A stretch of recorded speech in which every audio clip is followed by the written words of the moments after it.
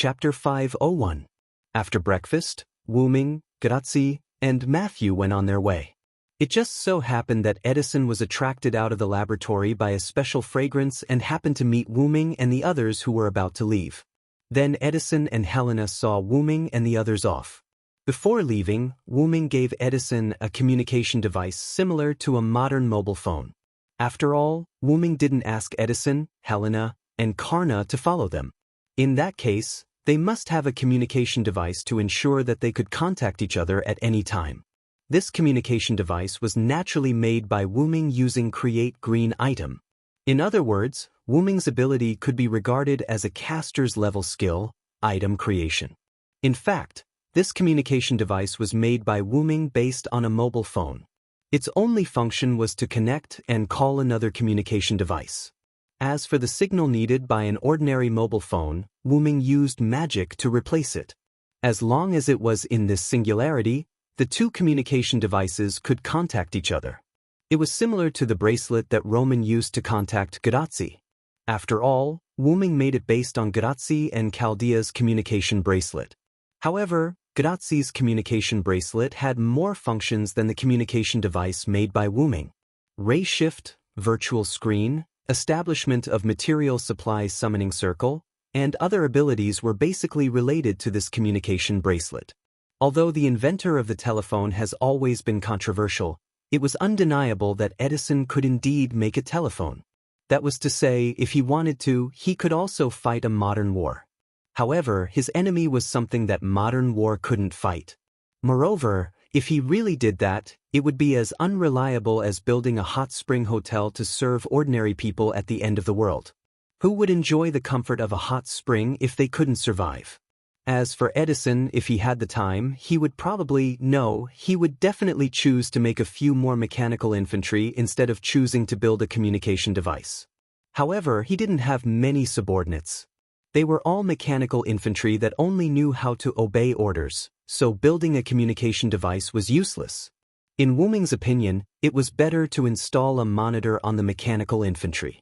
However, it was a bit extravagant to install a monitor on all the mechanical infantry. It was better to build a communication device. So far, Edison didn't do anything and just focused on building mechanical infantry. Therefore, Edison was quite interested in the gadgets that Wu-ming gave him. Be ready to attack at any time. After saying that, Wu-ming turned his gun into white deer and left with Grazzi and Matthew. After making the white deer a little bigger again, Wu-ming stood on top of the white deer's head while Grazzi and Matthew sat steadily on the white deer's back. With Wu-ming's stabilizing magic, there was no need to worry about Grazzi and Matthew being thrown out. Of course, the same was true for Wu-ming. Without the mount skill, Wu-ming's control over the mount had decreased by more than one level. After all, the white deer under him was transformed from his gun and could not be regarded as a complete mount. Therefore, he also needed to use magic to stabilize his body. The white deer drove away from a small plain area in the west and entered the mountainous area. The white deer jumped up and down, but it still had no effect on Wu-ming and the other two on the white deer. Grazzi and Matthew said a few words and then pulled Wu-ming down. After all, Wu-ming promised to tell Grazzi the story of his sister. Wu-ming also shook his head helplessly, then he began to tell the story of his sister. Because of their trust and the fact that there was no need to hide anything, Wu-ming did not plan to hide anything. Everything he said was the truth. However, Wu-ming did not tell the story as a legend, but as Meiyo's brother. After all, it was a continuous experience. Wu-ming talked for a while before he left Meiyo's world and went to another parallel world. Wu-ming also stopped. After all, he had to let Matthew and Grazzi digest it. I feel that the man named Amiya Kiritsugu is bad. He actually wants to raise Meiyu as a living tool. That Ainsworth is also not a good person. He actually wants to sacrifice a little girl to save the world. If he is really so strong, we can just think of other ways, Grazzi said unhappily. Although this is the case, from the perspective of human beings all over the world, Amiya Kiritsugu's ideal and Ainsworth's approach are both correct. Wu-ming did not deliberately refute Grazzi but considered it from a more rational point of view. However, although Amiya Kiritsugu's worries were groundless, Ainsworth really did have the power to save the world. Although it was also considered an opportunist, to be able to trick Wu Ming, he was also quite capable. Then, just as Gadotzi was about to refute, Wu Ming continued. However, let's not talk about whether they have the power to save the world first. Just the fact that they dare to touch my sister is absolutely not allowed. Wu Ming said rather domineeringly. However, in Gotzi's eyes, this was a siscon. I didn't expect you to have a siscon, assassin. Gadotzi snickered. Ugh. This made Wu Ming feel rather helpless. It was not that he did not dare to admit it, but it was not a good word to say. At this time, Wu Ming and Gadotzi heard a series of trivial words. It's just that I didn't expect the Holy Grail war in the parallel world to be like this. The Holy Grail is a humanoid life form, and it changed from being a magician to using a class card. This voice was undoubtedly Roman's. There's no one else now, do you have to be so sneaky? Wu Ming said to the bracelet on Gadotzi's wrist rather disdainfully. Sorry. Accompanied by Roman's apologetic voice, Roman's figure appeared along with the virtual screen. I was fascinated by your story just now and forgot to turn on the virtual screen for a moment. Although the magic consumption of the virtual screen was slightly higher, it was a little too much for Chaldea, who could not obtain external funding. However, because of Wu Ming's generous funding, Chaldea would not lack magic even if the virtual screen was always turned on. Previously, when Wu Ming went to Chaldea, although he did not give Roman a magic crystal or something like that, he gave him an automatic magic production device. This device was actually a defective product of the magic supply device in Blackie's body. The magic supply device in Blackie's body was transformed into an organ like a magic circuit, but this defective product could not be loaded into the human body. Although it was called a defective product, it was no different from the one in Blackie's body except that it could not be loaded into the human body. A device was enough to supply a servant with magic power.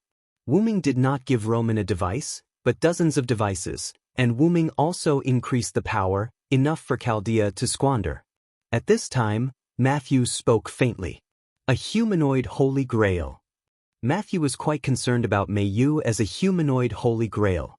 The humanoid Holy Grail and the androids cultivated for the servant experiment could be said to have similarities. Matthew found a resonance. And this resonance was not a good thing. As Matthew's attending physician, Roman knew very well that this was not good for Matthew. As if he also knew that he started the wrong topic, Roman naturally shut up. Gadotzi did not ask Wu Ming to continue the story, but asked the next step. Assassin, what are we going to do next? Then, Wu Ming had a smile on his face.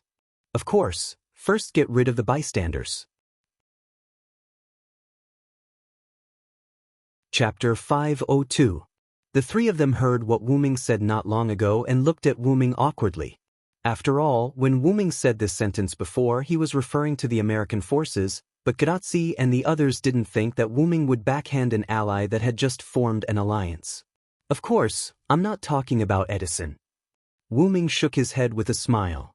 I'm talking about there. Wu Ming said as he pointed to the Rocky Mountains. You mean, the Japanese Holy Grail forces? Roman said thoughtfully. Of course, now the Celtic forces in the easternmost part of the continent and the American forces in the westernmost part of the continent are on the same side. The Celtic forces have Maeve. Let's not talk about offense, but defense is more than enough. After all, in addition to Maeve, who was not weak, there was also Finn, Dilmond, and the Indian servant that he had never met. However, according to Maeve, she had some relationship with Rama. Since she had some relationship with Rama, she was certainly not weak, so he didn't need to worry too much about the Celtic forces for the time being. In addition to that, there was also the location of Riverton, the base of the servants that were currently alone. Riverton is located in the Missouri River Basin. It's not that far from Denver. Currently, we're in an alliance with Edison, but there's another force in the middle. The situation isn't good, so I think we should get rid of the Japanese force that's obstructing Riverton and San Francisco's Denver. Gadotzi, Matthew, and Roman heard Wu Ming's explanation and also felt that Wu Ming was right, and they all nodded. However, in fact, Wu Ming had other reasons. If there was no accident, the one in Denver was Shutendaji. That Ghost King really wanted to see the world in chaos. Last time, even if he died, he still wanted to annoy Wuming. Although Shutendaji's poison was not so fatal to Wuming, it was not the same for other servants. Especially Gadatsi, it was Shutendaji's poison. If it eroded Gadatsi, then the last master of Chaldea would be dead. Not only that, Shutendaji's poison would continue to spread. Although he didn't know if there was an end to it, but if the entire American continent was poisoned, it would be quite a headache for Wuming. So this time, Wuming didn't dare to leave her until the end. If she caused trouble again, it would be really bad. But even if it wasn't for Shutendaji, Wuming would still choose Denver as the first force. The reason was that this force occupied the Rocky Mountains, blocking the route between Riverton and San Francisco. While Greece and Rome were still fighting each other, they would take down this Holy Grail force in one fell swoop, and then join forces with Edison in the west and Maeve in the east to attack Greece and Rome. This was Wuming's plan. Then when are we going to attack Japan? Gadatsi asked the key question. Wuming's lips curled up, as if he was deliberately waiting for this question. Then, Wuming's face was full of a bright smile. There's no time like the present. When we pass by the Rocky Mountains, we'll attack directly. There was a moment of stunned silence. Then, shocked voices echoed throughout the world. Hey, hey, hey. Then, among the voices that resounded through the sky, there was also a voice that sounded like a joke. Just kidding. A moment later, Boise. Wuming accelerated the speed of the white deer again, and according to the level, it had reached Class A. In this way, Wuming took Gadatsi and Matthew to Boise before noon, where they were supposed to arrive after noon. Inside the Boise fortress, in a shabby house, Karna was sitting opposite Gadatsi, as if he had just realized something. So that's how it is, Fujimaru-san wants to take down Denver City directly. Then, Gadatsi, who was sitting opposite Karna, looked rather helpless. That's not what I want, Gadatsi said with lingering fear. Just now, Wuming really scared her. With only 2 servants, he wanted to take down a city with an unknown number of enemies. To be honest, Gadatsi really didn't dare. Matthew sat next to Gadatsi and smiled awkwardly. To be honest, she also didn't dare. Then, as if he didn't hear Gadatsi's words, Karna nodded knowingly. I understand, I will help you take down Denver City together. Although there was some resistance, Gadatsi and others decided to listen to Wuming and attack Denver City directly. Therefore, after hearing Karna's approval, their mood improved. Then, Gadatsi and Matthew felt a burst of joy in their hearts. Sure enough, Assassin was right. As long as we come to Karna, he will definitely help us. That's right, it was actually Wuming who proposed to come to Karna. First, it was to comfort Gadatsi and others who were frightened. Second, it was because Karna was powerful. Third, it was because the Rocky Mountains were close to Boise. Even Karna didn't want to have enemies next to him all the time. As mentioned before, the reason why Karna was stationed in Boise was to defend against the attack of Japanese forces. At this moment, the American forces could no longer withstand the attack of the enemy. Just like what Wuming said, as long as someone held Karna back, there were only 2 servants left, and they were Edison and Helena, who were caster class. In the face of the mysterious Japanese ghost clan, even if they risked their lives to destroy the Japanese forces, they would still be defeated. Therefore, Karna was personally stationed in Boise. In fact, if it weren't for the arrival of Wuming and others, Karna would have been wandering in the central plain basin of the Cordillera Mountains, checking the enemy's movements. Great, with the help of the famous hero Karna, this is really foolproof. On the left side of Gadatsi and Matthew, Roman's virtual screen appeared there. Karna, on the other hand, glanced at Roman and didn't say anything. Seeing that there was finally a servant who didn't attack him, Roman was a little touched. It seems that when Karna doesn't talk to others, it means that Karna hates you, poor Roman. Wuming, who was sitting on the right side of Gadatsi, looked at Roman's face and felt that it was better not to tell him the truth. In fact, Roman's virtual screen was there from the beginning, but Karna didn't know why he subconsciously ignored it. If the enemy is really Shutendaji, my flame can play a big role. The sun's flame could burn everything, so it was more than enough to deal with Shutendaji's poison. Wuming nodded and agreed with Karna's words. In fact, this was one of the reasons why Wu Ming looked for Karna. In that case, let's go back to Riverton first, and then I will release my noble phantasm. You pay more attention to Karna, use my noble phantasm as the signal, and we will attack Denver together. Wu Ming's intention was simple. First, they had to find Karna, then Wu Ming and the other two would return to Riverton and gather people to attack Denver. With Wu Ming and Karna around, the poison around Denver would not be a problem. After all, other than Karna's flame, Wu Ming could also use the trinkets in his noble phantasm. No problem, as long as I sense your noble phantasm, I will definitely come, Karna said solemnly. In that case, let's not waste any more time. We'll go first. After a simple farewell, Gadotsi waved goodbye to Karna. Needless to say, Gadotsi was quite lively. Although Karna only nodded at Gadotsi's farewell, it was enough to see that Karna had a good impression of Gadotsi. I feel like I'm being hated again. As Roman complained helplessly and Gadotsi and Matthew comforted him, Wu Ming and the other two set off again. Then, Wu Ming's enemy's noble phantasm rode on his face. Tenki aim.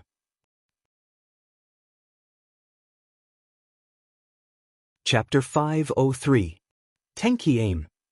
Hundreds of Japanese samurai swords rained down on White Deer, where Wu Ming and the other two were, and they launched a large-scale attack.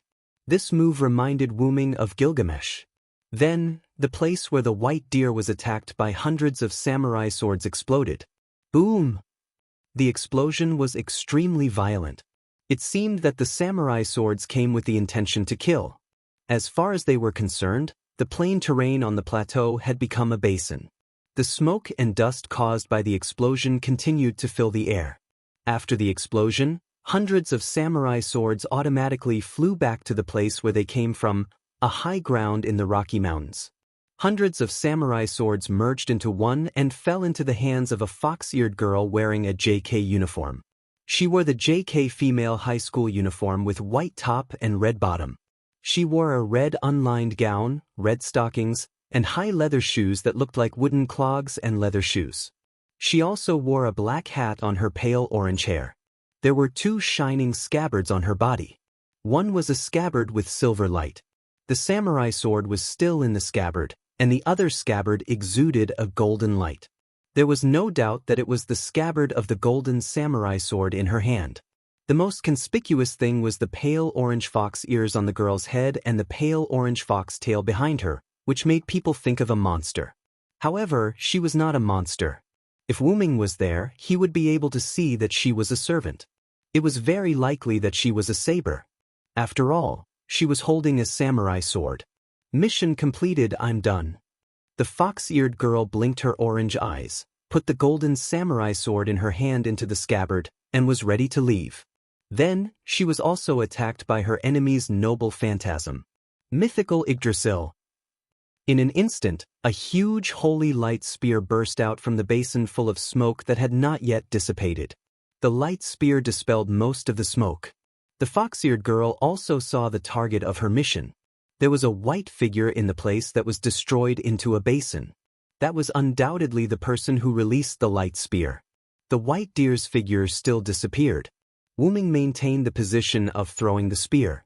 The holy silver armor on his body exuded light, and the helmet that he no longer wore was once again put on. Behind Wu Ming, on a piece of land that had not been destroyed, stood Gotsi and Matthew, who was holding a shield. There was a faint blue magical power on the shield. There was no doubt that this piece of land and Gotsi were protected by Matthew's noble phantasm.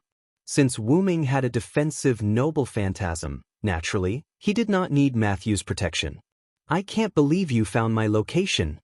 Although her tone was slightly shocked, the fox-eared girl still had a smile on her face. You are indeed a servant that the Spirit King takes care of. The fox-eared girl's body did not stop moving, and she quickly dodged backward. She was not a person like Wu Ming. If she was really hit by such a military noble phantasm, she would most likely be killed. Even if she did not die, she would lose a layer of skin. Rumble. The light spear hit the fox-eared girl's position. As the fox-eared girl's location was in a mountainous area, the mountaintop was completely destroyed by Wu Ming's noble phantasm. Countless stones rolled down, forming a scene like a landslide. Just when Matthew wanted to use his noble phantasm to block her, Wu-ming, who was below Matthew, waved his hand, indicating that Matthew did not need to use his noble phantasm. He took this opportunity to stop her. At the same time, the white light spear fell from the mountaintop, and Wu-ming firmly held it in his hand. Mythical Yggdrasil, Legend of the Holy King. Releasing his noble phantasm again, Wu-ming gently threw out the spear that was emitting light in his hand. However, the noble phantasm that was thrown out this time did not turn into a huge light spear, but countless small light arrows that were arranged in a row. The principle of mythical Yggdrasil's noble phantasm was to control the light to give a huge blow to the enemy. Wu-ming's holy spear, Yggdrasil, had been left behind in Uruk. Therefore, Wu-ming's weapon in this singularity was just a simulated artifact. Therefore, it did not have a fixed form, so naturally, it could be used. Then, countless arrows of light hit the countless scattered mountain rocks. As if there was a chemical reaction, the rocks melted and dissipated into the air. It was dissolved by a high-heat substance called light. It was just a stone, so it was as easy as flipping one's hand to dissolve it with a noble relic. Then, the light arrows merged and turned into a holy spear that returned to Wu-ming's hand. Wu-ming looked deeply at the mountaintop that was missing a piece and frowned secretly. It doesn't look like it was hit. The fox-eared girl should not have left yet. Although the fox-eared girl was not close to Wu-ming, Wu-ming still saw a shadow of the enemy's servant through the Lune rune. It was a fox-eared girl.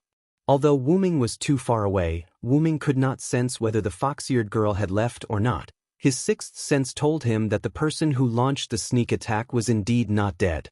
He had to say that the opponent had a good plan. Because the distance was too far, Wu-ming could not sense the enemy servant around him.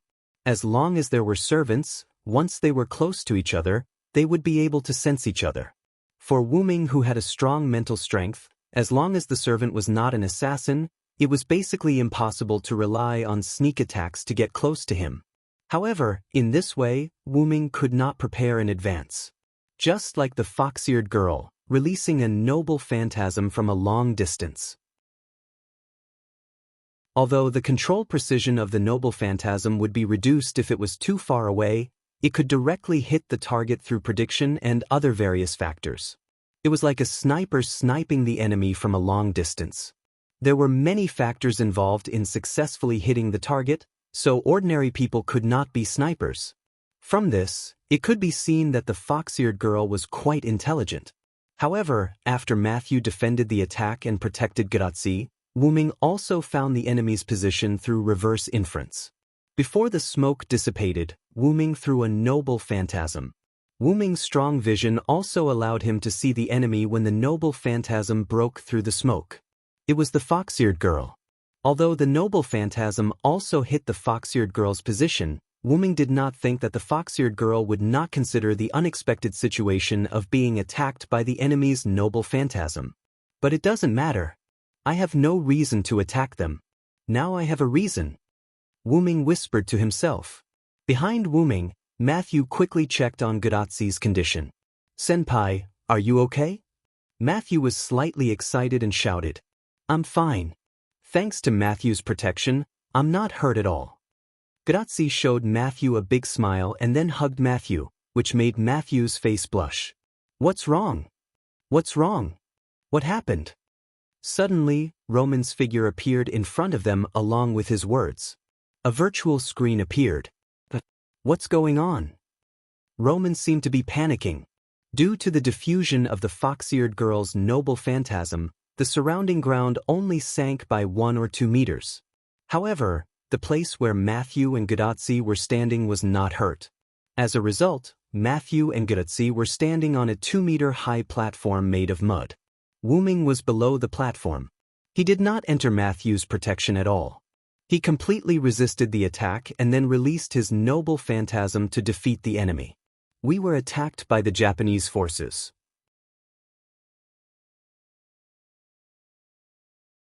Chapter 504. After hearing Wu-ming's words, Roman was shocked." What the hell is going on here? Did anything happen to Li Xiang?" The attack just now actually cut off the communication between the two sides. It really gave me a fright, Roman said in a slightly panicked manner like an ordinary person. Because the Magic King sent a few holy grails to this singularity, or maybe the singularity was affected by the Magic King, the magic content in the singularity has increased a lot. Although the connection between Gadazi and Chaldea was not completely blocked, if there was any magical fluctuation, it was easy to cut off the connection. In the sudden attack just now, the connection between Gadazi and Chaldea was cut off. It was a good example. It's okay, Doctor, Matthew protected me very well, and the enemy was also killed by assassin. After going through so much, Gadazi's heart became optimistic, and she did not panic because of the sudden attack. Phew. It's good that nothing happened. Roman's heart was finally at ease.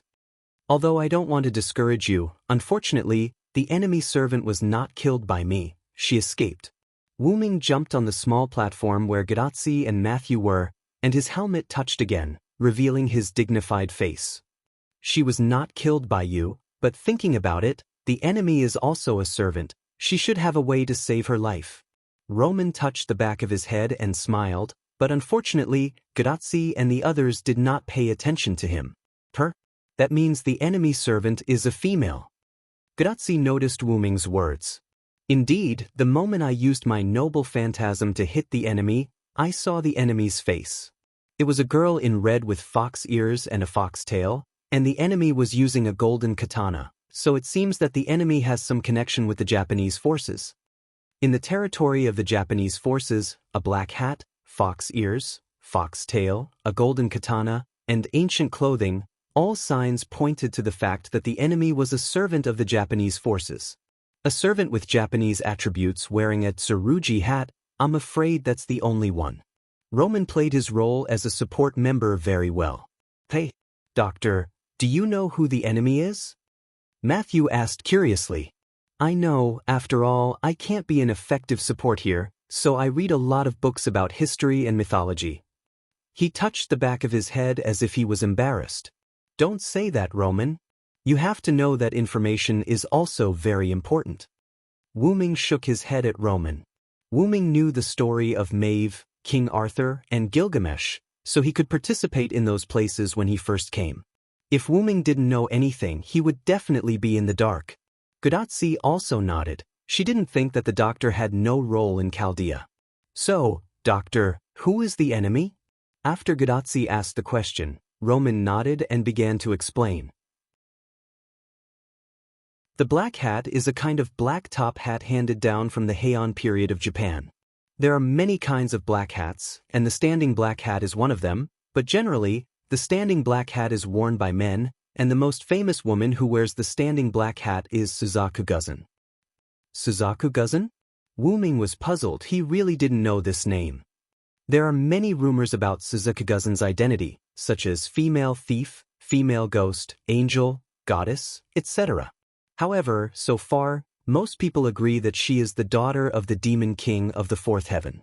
She is the angel who was ordered to descend to Earth during the Heian period. She didn't want to turn Japan into a demonic country, so she fell in love with Sakunu Tamura when they were killing ghosts together. In the end, she was killed by her lover. Roman briefly introduced the fox-eared girl, Suzaku Guzan. But now, it seems like she is a female bandit who occupies a mountain and calls herself king. Roman smiled helplessly. According to Selander, the enemy's noble phantasm is countless golden katanas that fall like rain.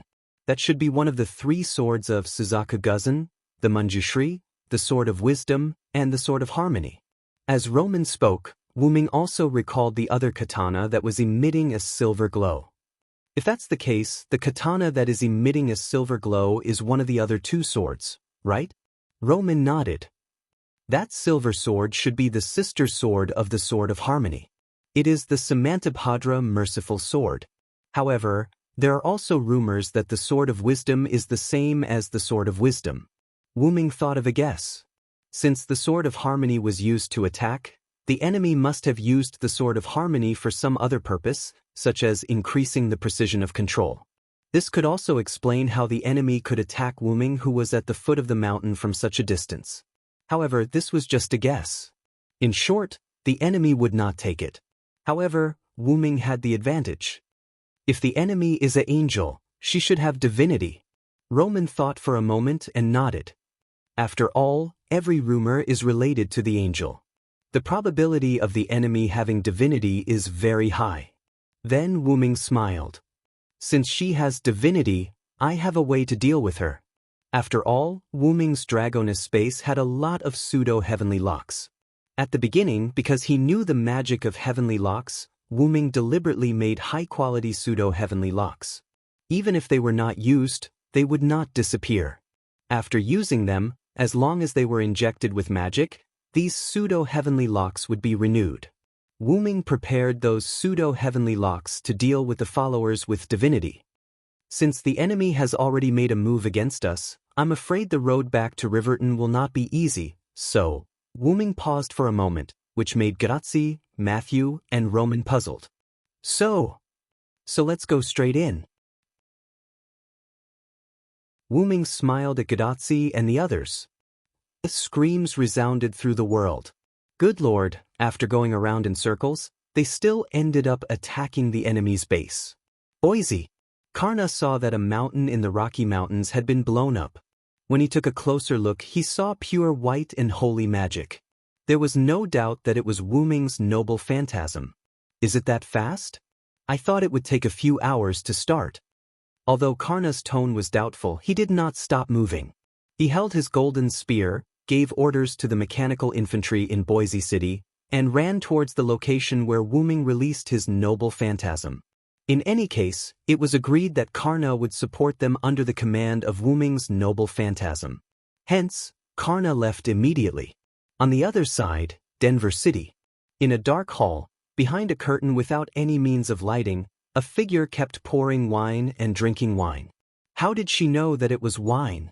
The fox-eared girl, or rather, Ling Lu Guzan, had already smelled a lot of wine when she walked to the door.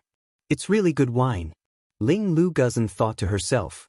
Although she did not drink much, as a female thief who once occupied a mountain, she said that she would drink as long as she was told that it was good wine.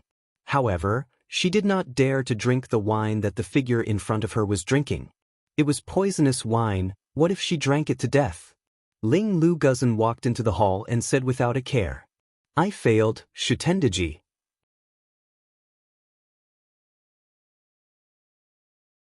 Chapter 505. She didn't hesitate to call out the name of the figure behind the curtain. Her tone didn't have the slightest bit of respect. The other party was only able to make them submit temporarily because of the Holy Grail. They could still listen to normal orders, but if they encountered any orders that went against their will, they would naturally go back and fight back. I knew it would be like this. Shutendaji poured himself another bowl of wine and drank it slowly. On the other hand, Ling Lu Qian frowned slightly. She did not want to smell this kind of alcohol. It was like a slow-acting poison. If there's nothing else, I'll leave first. I was almost killed by a noble phantasm just now. If it weren't for Xiao Tong Lian's support, I wouldn't be able to survive the sudden attack. With the help of the Silver Wisdom Sword, Ling Lu was able to come up with a plan to retreat. She had also planned for the enemy to launch an attack on her relic. Go ahead, but I think the other party will come to us soon. Don't lose your life, Shutendaji laughed mischievously. There's no need for you to worry. With that, Ling Lu Imperial Qian left the hall. So it's you. No wonder you're the second person who cut off my head. You're extraordinary. Shutendaji poured the wine into his bowl, but this time, he didn't drink it. But it's fate that we're able to meet again. Shutendaji poured the wine on the ground. The carpet on the ground wasn't soaked by the wine. Instead, it seemed to have blended into the air, creating a different feeling. I'm looking forward to it. On the other side, Wu Ming was close to Denver City. After killing all the ghosts and spirits, he looked at the approaching Denver City. As I expected, it's been a tough journey. Although that was what he said, Grazzi and Matthew looked uncomfortable. I feel like if we don't cause trouble for them, they won't send ghosts to attack us. Senpai, I feel the same way. The ghosts we met along the way were all on the way to Denver City. We should return to Riverton first. Matthew and Grazzi whispered to each other. You're too naive, Junior Matthew. It looks like the enemy is only ambushing us on the way to Denver, but in reality, if we continue to head towards Riverton, they will free up their forces to deal with us. This is an open trap, remember that. Wu Ming said with an expression that said, "You're still too inexperienced."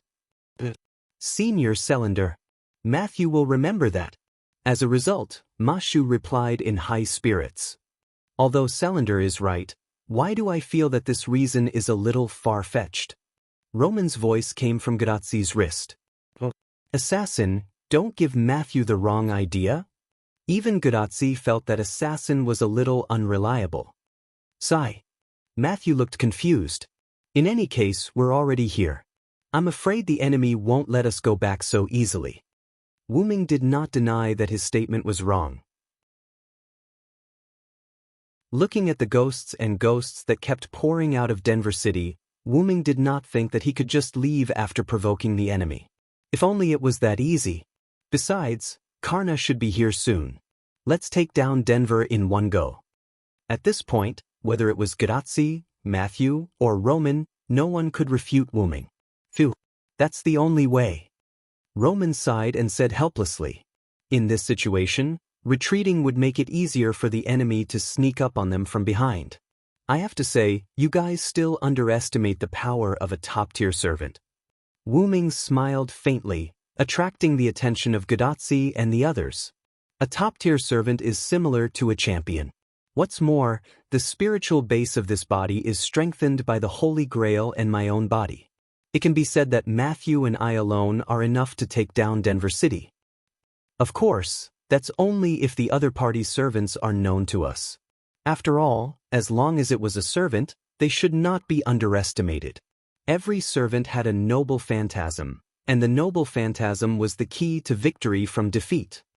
As long as it's not an exceptional servant, then the only thing we need to pay attention to in Denver City is Shutendaji.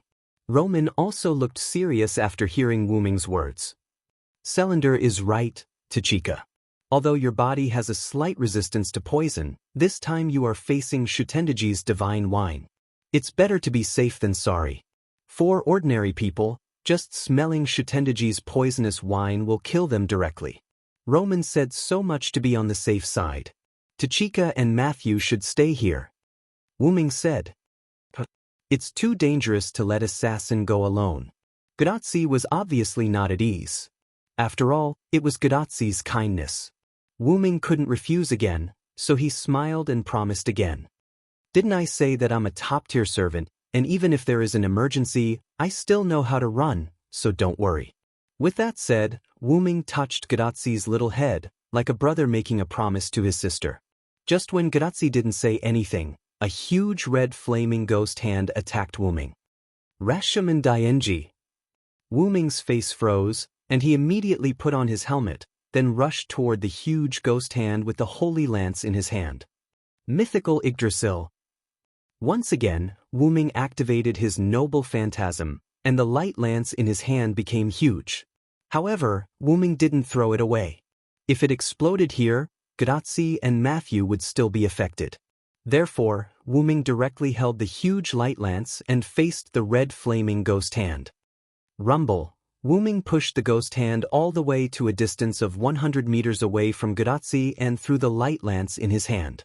By the way, the huge flaming ghost hand that was blocked by the light lance was also thrown directly, and there was a huge explosion in front of Denver City. Wu Ming stretched out his hand, and the holy lance returned to Wu Ming's hand. It's you, Ibaraki Kido? Wu Ming asked. After all, there were too many hints. It was related to Shutendaji, ghosts, Japanese monsters, Rashomon, plus he had met Ibaraki Kido in Uruk before.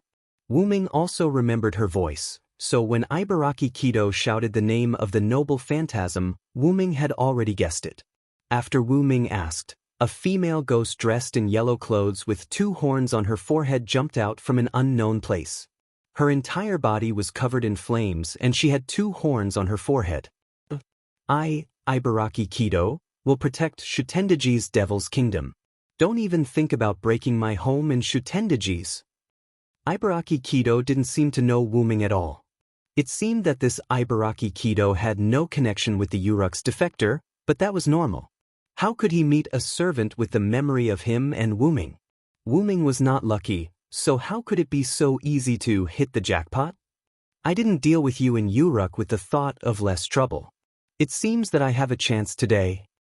After that, without waiting for Ibaraki Kido's reply, he directly went up and communicated with the other party with the Holy Lance. What?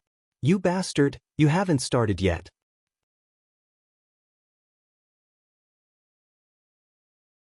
Chapter 506. Ah. Facing the White Knight who sneak attacked him, thought he was, Ibaraki Dojo roared like a ghost who had been provoked. At the same time, a gust of wind blew around Ibaraki Dojo.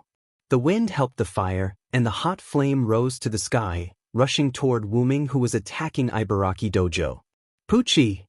Wu-Ming condensed his magic power into the holy spear in his hand and swept it across, dispersing the fire of karma. Then appeared in front of Wu-Ming's eyes was a bone sword full of strange aura. Clang! Using the holy spear to block the bone sword slash, it made a harsh collision sound. Wu-Ming slammed hard, trying to push Ibaraki Dojo who was holding the bone sword out, but found that he couldn't push him out. Ibaraki Dojo's whole body exuded magical power, and the bone sword in his hand was also attached with demon aura. Hey. Want to fight with a ghost? You're too naive. Ibaraki Dojo seemed to have found Wu-Ming's mistake, and his face kept smiling, as if he was mocking and proud. Zzz. Dash, Wu-Ming held the holy spear with both hands, and Ibaraki Dojo, who was holding the bone sword with both hands, kept exerting force. The holy spear and the bone sword rubbed against each other, making a harsh sound. Wu-Ming really couldn't push Ibaraki Dojo away, but Wu-Ming knew that although Ibaraki Dojo was a ghost, his strength as a servant didn't surpass Wu-Ming. This point was discovered by Wu-Ming when they fought, so it was reasonable to say that such a situation shouldn't happen. However, the other party seemed to have used an ability similar to the release of magic to strengthen his power. Ibaraki Kido's demonic aura was the best proof of this.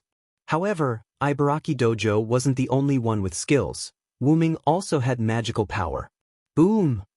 Wu-Ming frowned, and a strong magical power burst out from the back of the armor below the shoulder, like a cloak, floating behind Wu-Ming, and like a comet tail, providing Wu-Ming with strength. As a result, Wu-Ming gradually suppressed Ibaraki Dojo. What? Ibaraki Dojo was shocked. She did know that the White Knight in front of her had the strength to suppress her, but she didn't expect that she still couldn't suppress the opponent with the help of Ghost Seed Demon. Is this guy Berserker? How is he stronger than a ghost? Ibaraki Dojo complained loudly in annoyance. When she saw the White Knight in front of her holding a gun, she thought that her enemy was a gunman.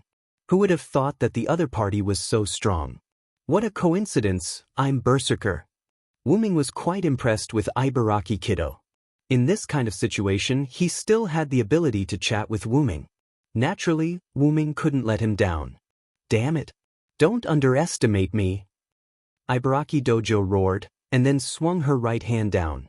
That's right, maybe because the connection of the right hand was unstable, Ibaraki Dojo had been using her left hand to hold the sword. Ibaraki Dojo used her right arm to hold the bone sword, and her entire right hand fell down. As if she could control it, Ibaraki Dojo's right hand flew around Ibaraki Dojo. Was it Ibaraki Dojo's demonic hand that was cut off? Wu-Ming Dojo's eyes narrowed, and Ibaraki Dojo finally had some free time. You didn't expect it, right? Since my right hand was cut off, although I took it back, it still couldn't connect with my right arm. Instead, it became my noble phantasm. Ibaraki Dojo looked at Wu-Ming Dojo in front of her proudly. Take this. Rashomon Daionji. The demonic hand that was floating around Ibaraki Dojo turned into a huge flaming demonic hand as Ibaraki Dojo's noble phantasm was released. Wu-Ming felt a sense of danger from the demonic hand that was wrapped around the demonic hand. It was as if his noble armor was nothing and could hurt him at any time. However, even without the armor, Wu-Ming Dojo wasn't weak. Therefore, he didn't do anything else and continued to suppress Ibaraki Dojo. Then, when the huge demonic hand grabbed Wu-Ming, Wu-Ming shouted calmly. Karna! Ibaraki Dojo looked at Wuming Dojo in confusion, not understanding what he meant. Brahmastra, Brahma, cover the earth. A laser-like golden heat ray shot from afar and hit Ibaraki Dojo from below Wuming Dojo's arm. Ah dash! Ibaraki Dojo spat out a mouthful of blood from his mouth. The blood that spilled on the ground was filled with heat and started to burn. Bang dash! Wuming Dojo's magical power surged as he slapped Ibaraki Dojo away. Damn it, this is the breath of the sun. Ibaraki Dojo felt the scorching breath that was still in his body and spoke with difficulty. This scorching heat continued to burn Ibaraki Boy's body, making him suffer unspeakably. Just when Wuming Dojo was about to kill Ibaraki Dojo, a piece of talisman paper flew between Ibaraki Dojo and Wuming Dojo. Boom dash! The talisman paper turned into a flame that soared into the sky. However, from Wuming Dojo's point of view, it was just a flame barrier.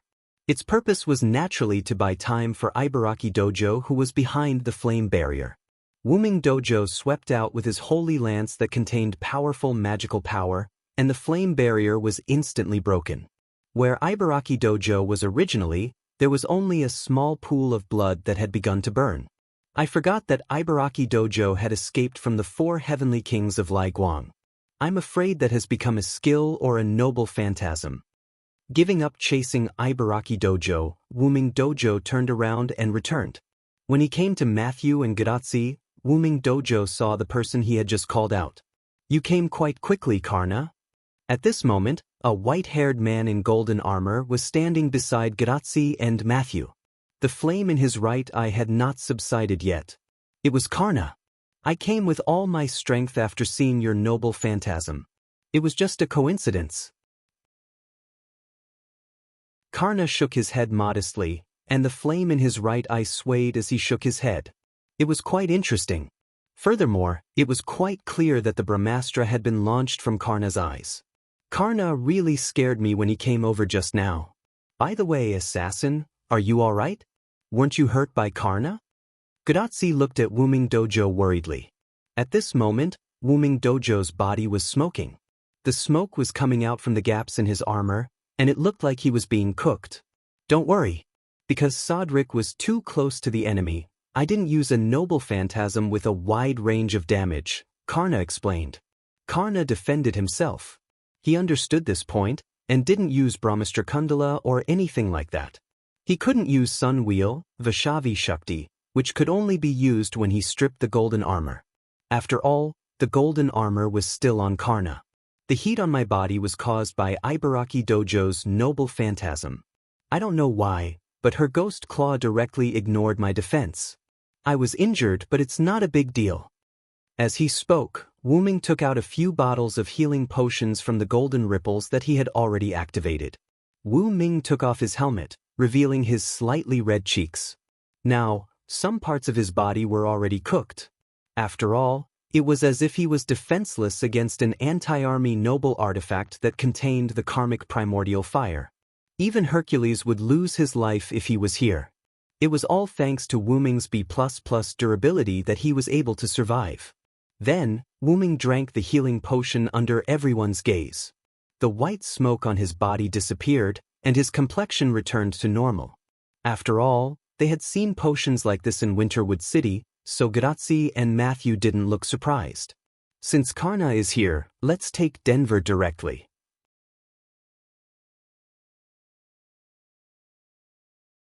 Chapter 507. Gadatsi nodded. After all, they had fought for so long, and it would be unreasonable to leave now. The original team of 3, plus Karna, became a team of 4. The 4 of them headed toward Denver. Although Karna was with them, it still couldn't stop Gadatsi's burning heart. Gadatsi stared at Karna's eyes, which were no longer emitting sparks, and asked curiously, speaking of which, Karna can release a noble artifact with his eyes. It's really a divine artifact. It's no big deal. A true hero kills with his eyes, Karna replied casually. After all, he was a man of few words. Only you can say something like that. Wu Ming smiled helplessly at the side, then continued. I can't kill enemies with my eyes. I can only say that Karna is worthy of his reputation. Grazzi and Matthew were amused by Wu Ming's teasing. In the face of Wu Ming's teasing, Karna didn't know what to say, so he didn't say anything. Although it's not very nice to interrupt you, you're about to go deep into the enemy's base. Is it really okay to look like you're going on a field trip? At this moment, Roman's voice suddenly came from Grazzi's bracelet. This voice? Is it the magician with the magical ability? Although he couldn't see the person, Karna remembered Roman's voice. The magical ability Karna mentioned was the remote virtual screen. It seemed that many servants were interested in this kind of magic. This magician is right, we do seem to be too relaxed. Of course, Karna had always been a steady person. He was just Wu Ming and Grazzi. Mashu also had a dignified look on her face, so she wasn't any worse than Karna. Senpai, I think the doctor is right. We really do look a little relaxed. Matthew whispered. You're right. Ha. Grazzi smiled awkwardly. However, Wu Ming shook his head. The fact that Tachika doesn't have any psychological pressure is the best support for us, so it's not wrong to relax a little. Even though Grazzi basically didn't have the ability to provide support, plus, we look very relaxed, but haven't you noticed that the ghosts that were supposed to be attacking us are all gone? After repelling Ibaraki Boy, there were no more ghosts that came to attack Wu Ming's group. It seems that they don't think it's going to work no matter how many ghosts they send, Karna analyzed. However, compared to them not coming down to die, I'm more inclined to believe that those ghosts have all disappeared. Why do you say that? Grazzi questioned Wu Ming's words. Yes, it's time for the genius. Suddenly, a Mona Lisa appeared beside Wu Ming and the others. Wu Ming had seen Da Vinci before, but Karna hadn't. Therefore, he was quite interested in this newcomer. Karna narrowed his eyes. He could feel that this was a servant. Da Vinci's servant? Matthew said with some confusion. Yes, it's the genius, Matthew. Roman went to the toilet. Da Vinci looked at Matthew with a smile, then began to explain. Although it's strange, the detector on my side has clearly detected that something is amiss ahead. The ahead mentioned by Da Vinci was a place like a cliff in front of them. Da Vinci's servant, but there's nothing in front? Grazzi was also very puzzled. I forgot to mention this, Matthew. We can say that we have arrived in Denver. With that, Wu Ming walked toward the cliff. Grazzi and the others also followed. The place where Grazzi was located was not a cliff, but rather a flat area at the bottom of the mountain. Of course, even so, its average altitude was still 1,600 meters above sea level. A huge fortress similar to a Japanese-style ancient city is located below. That is the city of Denver. It can be said that the city of Denver is at the foot of the Rocky Mountains. I was a little worried about what to do if there was a mudslide or something. After the improvement of the genius, Chaldea's instrument has adapted to the high magic density environment. There should have been a lot of life in front of us, but after you defeated Ibaraki Boy, all those lives disappeared. Although Chaldea's instrument is used to detect magic, the magic in this world is transformed by life, so it can also detect magic.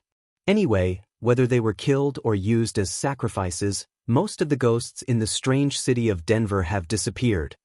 That is to say, the remaining magic waves belong to the servants, right? Wu Ming asked. That's right. This is a battle between heroes without their servants. Anyway, only you and Karna can participate in the battle. Matthew still has to protect Tachika. So that's it. I still have to continue improving the instrument here. Good luck, Tachika. After that, Da Vinci cut off the communication. As expected of Da Vinci's kin, as always, he feels reliable. Grazzi smiled awkwardly. Obviously, reliable was a derogatory term. Don't worry. I think she probably thinks that Karna and I are here, so Da Vinci can rest assured that we will protect you. You should know that both Karna and I are not simple people, Wu Ming comforted. Let me say something first. Karna raised his hand. I don't have the ability to protect others. This armor is the only thing that can protect others. However, because Sodric and I are the only combatants here, I can't easily hand over the armor to you. After all, If Karna had given his armor to Gadazi, then he would have been much weaker than Gadazi. After all, not only did he have to release the fatal sun wheel, but he also had to give up the golden armor to Vasvi Shakti. Without the golden armor, Karna would no longer be the invincible Karna he used to be. At that time, he would have to be like an ordinary warrior and not let himself get hurt easily. Because without the golden armor, Karna was neither invincible nor able to recover from his injuries, nor could he use the essence of the sun to heal the foreign objects in his body, so he was much weaker. You don't have to worry about that at all. Matthew is very reliable, Gadazi said to Karna with a smile. As she spoke, she gave Matthew a thumbs up, which made Matthew's face instantly turn red. However, Matthew did not hesitate to protect Gadazi. I won't let any senior come to any harm. Looking at Matthew's determined and powerful eyes, both Wuming and Karna smiled with relief. It's your blessing to have such a servant, master. Karna chuckled. The praise made Matthew's face turn red again, and Gadazi looked at Matthew happily. Because Matthew is my lovely junior, Gadazi hugged Matthew as she spoke. But wait a minute. Mashu, who was being held, could only struggle weakly. In that case, I'll lead the way first. Wuming nodded to Karna, Gadazi, and Matthew, then stood at the side of the mountain. Mythical Yggdrasil.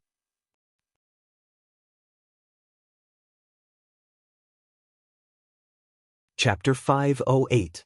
Even Wuming knew that a town could not be built directly at the foot of a mountain, so Wuming did not think that others did not know about this problem. Moreover, the Denver city in front of him was completely built in Japanese style, and it was a huge city. It did not look like an ordinary city in this era. This was undoubtedly the trump card of a servant, a noble phantasm. Therefore, the way Wuming chose to open the way was definitely different from the usual way.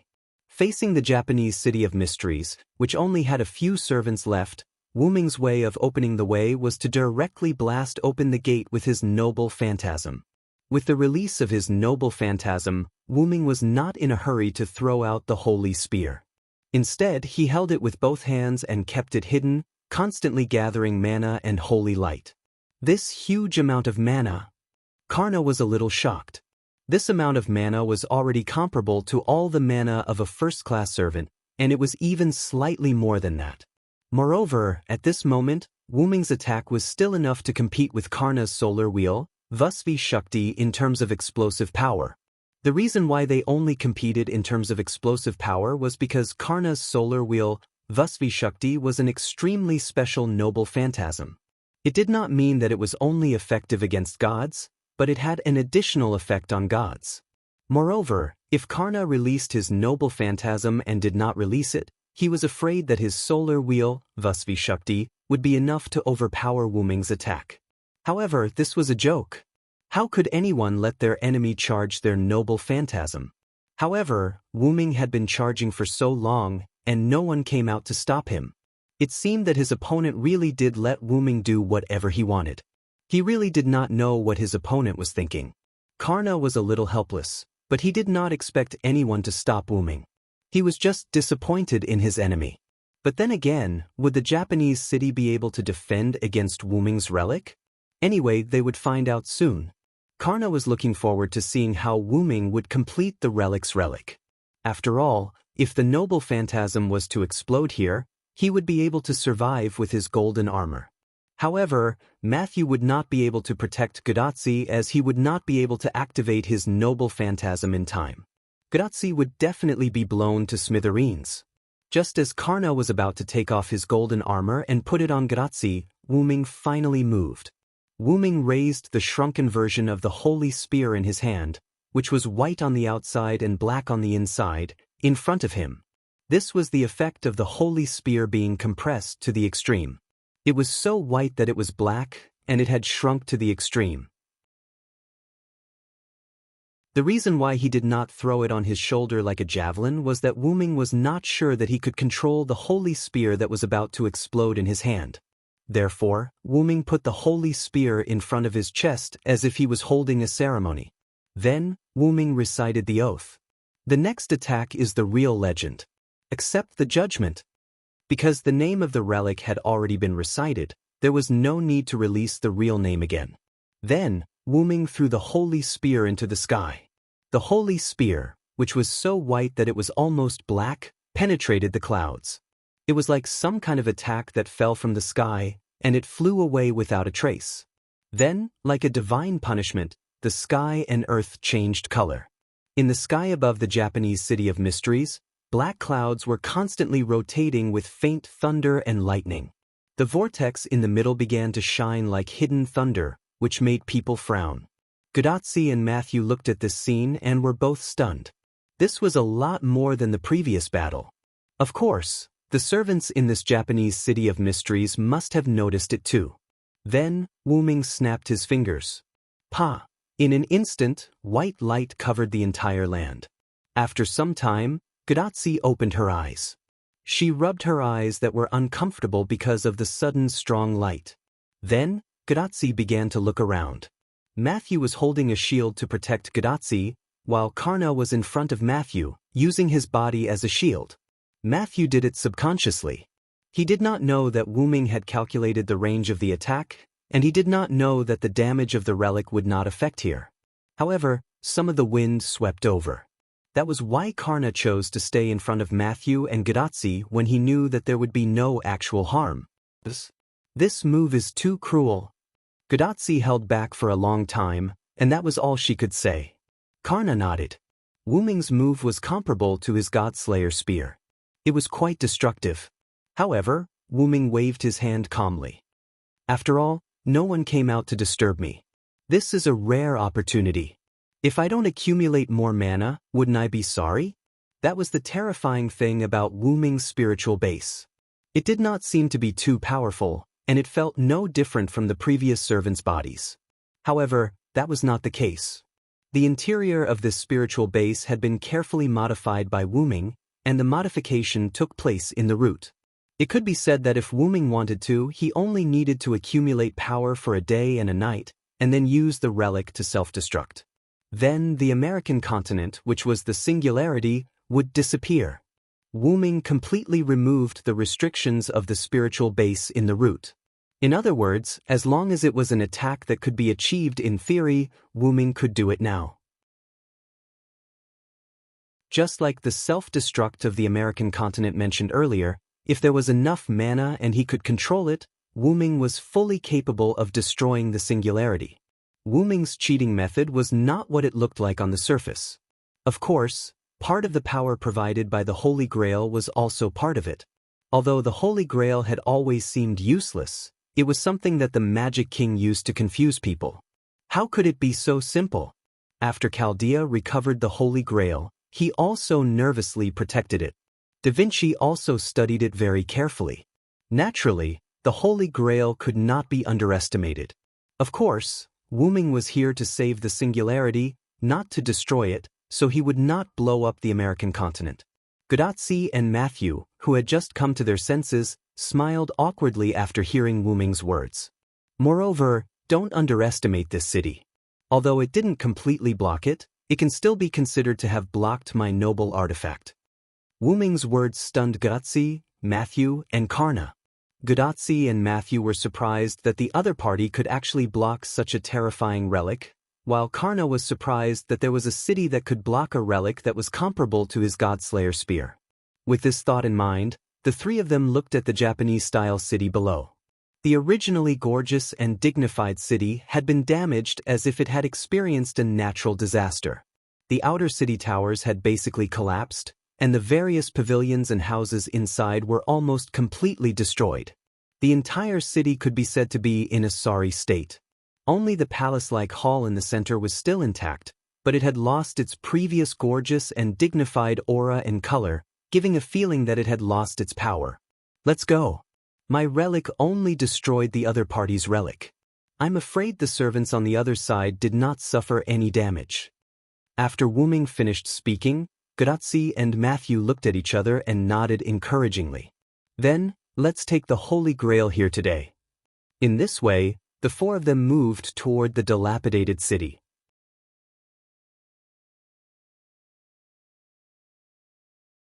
Chapter 509. Because the distance was very close, the four of them only took a few minutes to reach the gate of the city. Looking at Gadotsi, who was still trying to figure out how to contact Roman, Wu Ming smiled helplessly. Because of Wu Ming's noble phantasm, the communication device that had been repaired was destroyed again. Because Da Vinci modified the communication device to adapt to the situation of high magic concentration, Wu Ming directly used super magic explosion on her and directly cut off the communication system. It was estimated that if they wanted to contact each other again, Da Vinci would have to further modify the device, at least to adapt it to the magic concentration of Kanzaki's atmosphere. No longer paying attention to Gadotsi, Wu Ming looked at the half-destroyed door and said thoughtfully, "To be able to do this, I'm afraid the other party used the Holy Grail." Karna nodded after seeing the situation. "I'm afraid that's the case, otherwise, I really can't think of any defense that can block such a catastrophic attack." However, Wu Ming smiled slightly. He really did know of a noble phantasm that could defend against any kind of damage. King Arthur's scabbard, Avalon. As someone who was familiar with the story of King Arthur and had accompanied King Arthur for half of his life, Wu Ming naturally understood the power of Avalon. True name liberation could produce an unparalleled defensive barrier that was like a layer of scales, and even the good separation sword might not be able to break it. And Avalon could also make the wearer never get hurt, and it was in a semi-invincible state. Wu Ming knew that Avalon would be accidentally lost, but because Wu Ming thought that Artoria needed Avalon more, he had always asked Artoria to carry it with her. Anyway, Avalon was not lost until Wu Ming left by himself, but from the ending, Avalon was still lost. Perhaps this was the will of the heavens. Damn it. If it weren't for the fact that Wu Ming had played his part, being a knight, how could Morgan Le Fay have been tricked by him? In a direct confrontation, Morgan Le Fay wouldn't have been able to defeat Wu Ming. Moreover, if Wu Ming's main body had appeared at that time, he would have been able to crush Morgan Le Fay with his little finger. Moreover, he wouldn't have needed any reason to do so. After all, if you provoked the Origin Dragon, would it need a reason to crush you? Of course not. The more Wu Ming thought about it, the angrier he got. He quickly took a deep breath and stopped thinking about it. Phew, Karna looked at Wu Ming in confusion, but didn't say anything. Ahem. Let's go in. Wu Ming coughed and walked toward the door. As soon as they entered the city gate, Wu Ming realized that something was wrong. He immediately waved for Gadotsi to stop. The air here is highly toxic. Then he immediately covered himself with magic power. Wu Ming realized that not only the air, but even the ground under his feet was full of poison. Strangely, the poison didn't spread outside. It was as if the city was an inherent enchantment filled with poison. Wu Ming himself wasn't very afraid of poison. However, the poison this time was a little different. Therefore, Wu Ming didn't dare to be careless. Sizzle. Although Wu Ming covered himself with a magic power shield, the poison in the air had begun to corrode Wu Ming's outer appearance. This poison is a little too strong. Wu Ming increased the magic power output of his magic power shield. Then I can't go in? Gadotsi was a little disappointed. Wu Ming looked at Gadotsi awkwardly. Do you really think this is a tourist attraction? Now, it's time for me to take action, Karna said. After all, Wu Ming had invited him to deal with the poison. Karna walked through the gate and waved his spear. The true sun fire burst out of his body and began to burn the poison. The ground was penetrated by Karna's flames and gradually turned red, as if lava was about to erupt. The air was also covered and burned by Karna's flames. It's really working, Matthew said excitedly. However, Karna and Wu Ming didn't look very happy. Because both Wu Ming and Karna could feel that the burned area was filled with poison again. This poison seemed to be inexhaustible. Even if one area was burned, the poison in other areas would fill in. Even the poison that filled in made Karna's flames burn more vigorously. Smelling the intoxicating smell in the air, Wu Ming said without hesitation. This place is filled with the poison of fine wine. It's probably Shitendaji. As Karna burned, more and more wine fragrance came from the air. Cough cough, cough cough cough. Matthew began to cough. Matthew, are you okay? Gadotsi looked at Matthew worriedly. Matthew's face was purple. There was no doubt that he was poisoned. Wu-Ming took out a bottle of potion from his golden ripple and threw it into Gadatsi's hand. It seems that Shutendaji's poison has begun to spread. Matthew is poisoned. This is the antidote. Give it to Matthew. After hearing Wu-Ming's words, Gadatsi hurriedly uncorked the potion bottle and carefully helped Matthew drink the potion. After drinking the potion, Matthew's complexion immediately improved. It had to be said that the game's products were all excellent. Detoxification was like a rule. Because of the characteristics of the antidote, Matthew was no longer poisoned. Thank you very much, Senpai Cylinder. Matthew thanked Wu-Ming. Hearing such solemn words, Wu-Ming seemed to see Galahad. Compared to Cylinder, I prefer you to call me by my other name. Matthew looked at Wu-Ming in confusion. I'm kidding. Matthew, just be Matthew. The rest is just a matter of people abandoned by time. Don't worry about it. To be honest, if Matthew really copied Galahad's words, Wu-Ming would not be very happy. After all, being himself was the most important thing. Then, without waiting for Matthew to respond to Wu-Ming's words, Wu-Ming took out a few bottles of potions from his golden ripples and threw them to Matthew and Gutsy. Tachika, you and Matthew take these bottles of antidote and immediately return to the place where we were just now. The poison here will spread soon. It's not safe. Leave it to me and Karna, Wu-Ming said solemnly. Okay, I got it. Gadatsi also answered Wu-Ming seriously. She also knew the seriousness of the matter. Just the spread of the poison was enough to poison Matthew. She was afraid that it would be very dangerous inside. As a qualified master, Gadatsi made a gesture of complete trust in his servant. Then I'll leave it to you. Cylinder, Karna, I need you to tell me the story of what will happen here. Gadatsi smiled at the two people who were already standing in the poison area. No problem. Understood, Master.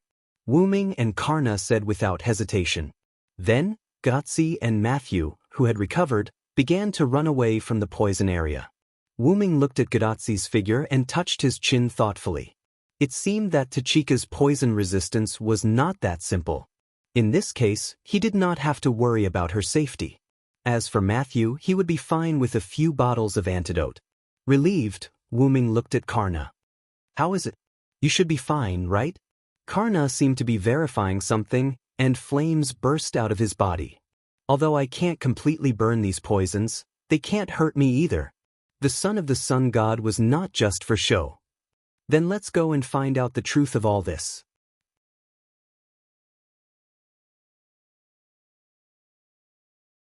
Chapter 5:10.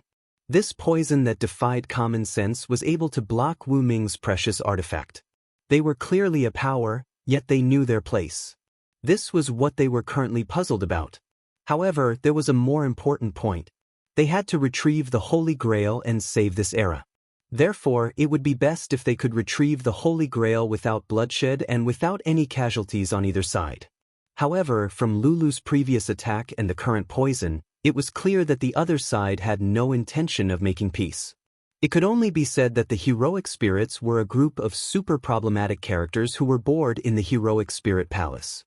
The reason why heroic spirits were called heroes or anti-heroes was that they were different from ordinary people. And these differences had long since established their identities as problematic characters.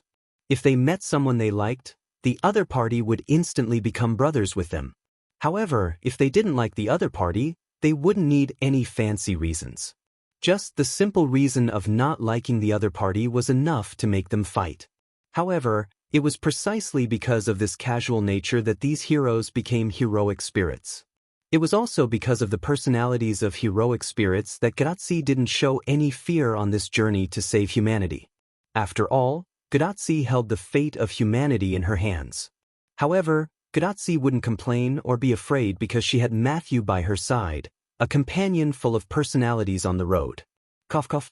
However, it was also because some heroic spirits were too individualistic that they stood on the opposite side of reason.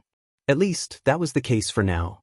Just like the female high school student in front of Wu-Ming and Karna.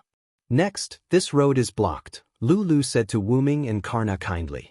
Although she was also in this poisonous area, For some reason, she wasn't affected by the poison at all. As if she had guessed Wu Ming and Karna's thoughts, Lulu waved her hand and began to explain. Of course, Shutendaji's poison is very strong, and it doesn't differentiate between friend and foe. I am also affected here. Of course, Wu Ming really didn't want to know.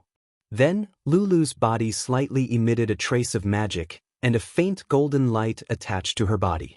It's all thanks to the Holy Grail, Wu Ming could more or less guess what was going on.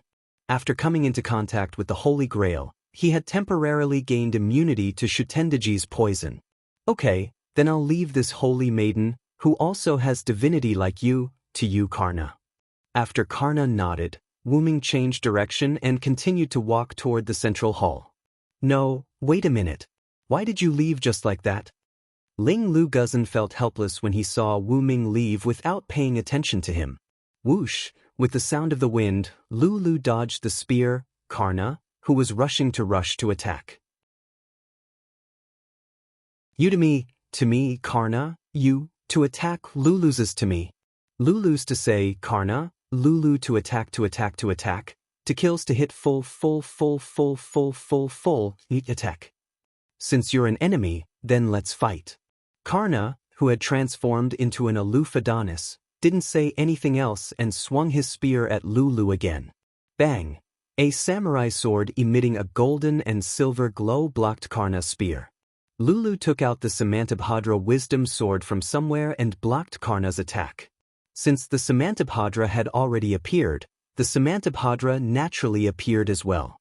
A samurai sword emitting a golden glow floated in the sky. It was the Samantabhadra. The Samantabhadra split from 1 to 2, 2 to 4, and 4 to 8. In just a few seconds, it had split into hundreds of Samantabhadra. Then I'm going to get serious too. Take this attack, demigod hero of India. Ling Lu's previous carelessness was replaced by a solemn expression. Tenki aim, heavenly phantom rain.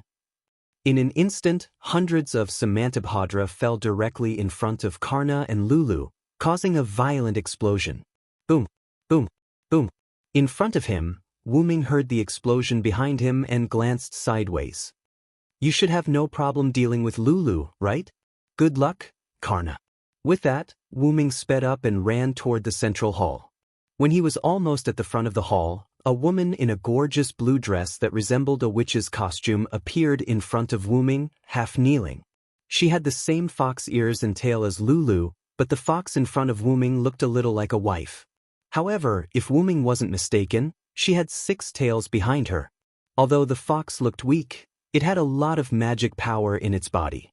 Moreover, she had a golden glow on her body. There was no doubt that she had come into contact with the Holy Grail and obtained a temporary immunity. A second fox, in addition to your rather strong magic power, based on my guess, you should be one of the 3 great demons along with Shutendaji and Daitengu, Tamamo. However, from what I know, Tamamonome should have 9 tails, but you actually only have 6.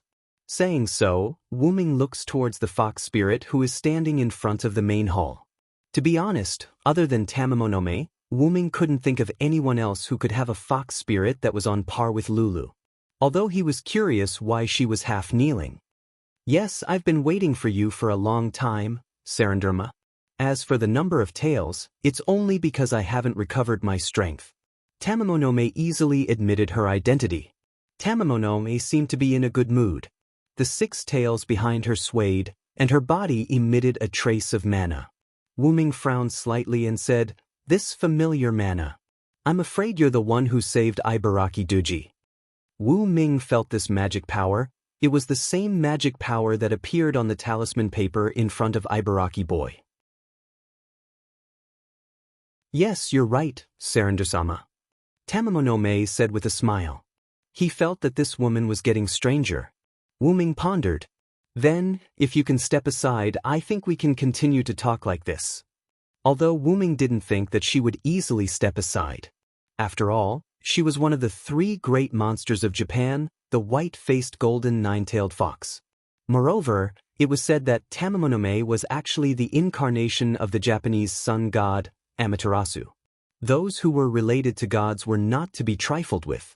Take Ling Lu Guzan for example. Don't be fooled by her abnormal appearance. She was not someone to be trifled with. Wu Ming didn't think that she was a simple servant who could successfully ambush his group and survive after being blown up by his noble phantasm. At the very least, this Tamamonome and Lulu Guzan weren't as simple as they looked. After all, the most important point was that Wu Ming never told Tamamonome that his name was Surinder. She must have learned about Wu Ming's information through some means. Wu Ming judged. Fortunately, she didn't know Wu Ming's name as the Root Dragon. Otherwise, Wu Ming would really be shocked. Then, just as Wu Ming was about to make the first move, Tamamonome spoke. Her words shocked him from another perspective. Of course, Surinder-sama. Then, Wu Ming looked at Tamamonome with a strange and unbelievable look. Did Shutendaji know that you betrayed him? You may not know, but Shutendaji has left this hall. Wu Ming was taken aback. She left here, how rare. Wu Ming instantly thought of a possibility. Yes, it's what you think. Tamamonome said instantly. Wu Ming didn't enter the hall. Instead, he immediately turned around and prepared to leave. However, as if he thought of something again, Wu Ming stopped and turned to look at Tamamonome. I have a question, why did you tell me this news? Tamamonome seemed to have heard the question she wanted to ask, and there was a smile on the corner of her mouth. Because I want to marry you, Wu Ming-sama. In an instant, Wu Ming's eyes widened.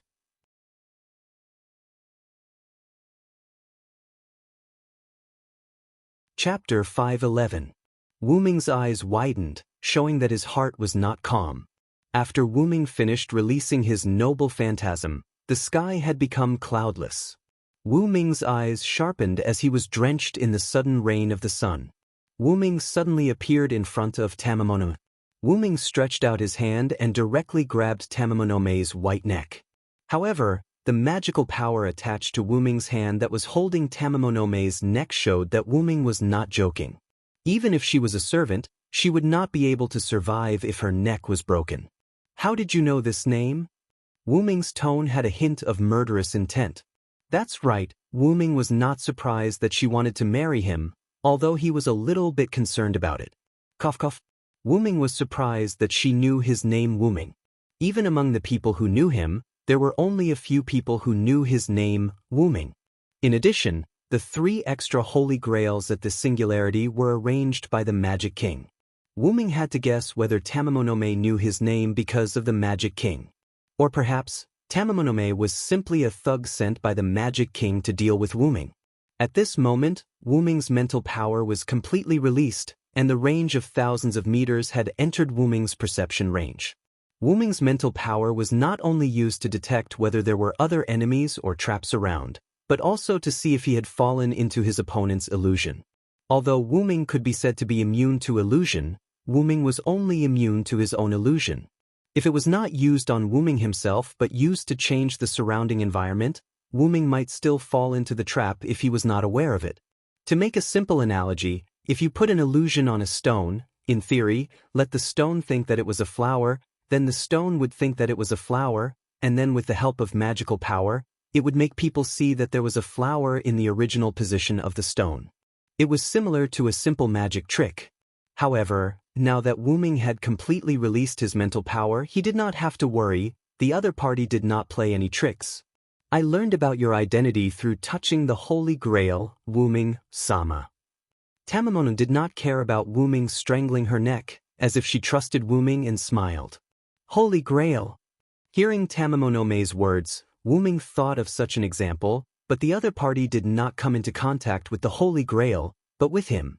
Back in Winterwood City, Stheno, the eldest of the 3 Gorgon goddesses, obediently submitted to Wu Ming because she came into contact with Wu Ming and learned of his identity. Strictly speaking, Stheno had the divinity of the Earth Mother, and Tamamonome also had an extremely close relationship with Amaterasu Amikami. If Tamamonome learned of Wu Ming's identity because she came into contact with the Holy Grail, it would not be unreasonable. Compared to Stheno, who came into contact with him and learned of his information, Wu Ming felt that it was more reasonable for Tamamonome to learn of his information because she came into contact with the Holy Grail. Although Wu Ming didn't have the same knowledge as Karna, He also monitored Tamamonome's every move, including a series of details such as breathing, every hair moved by the wind, and so on.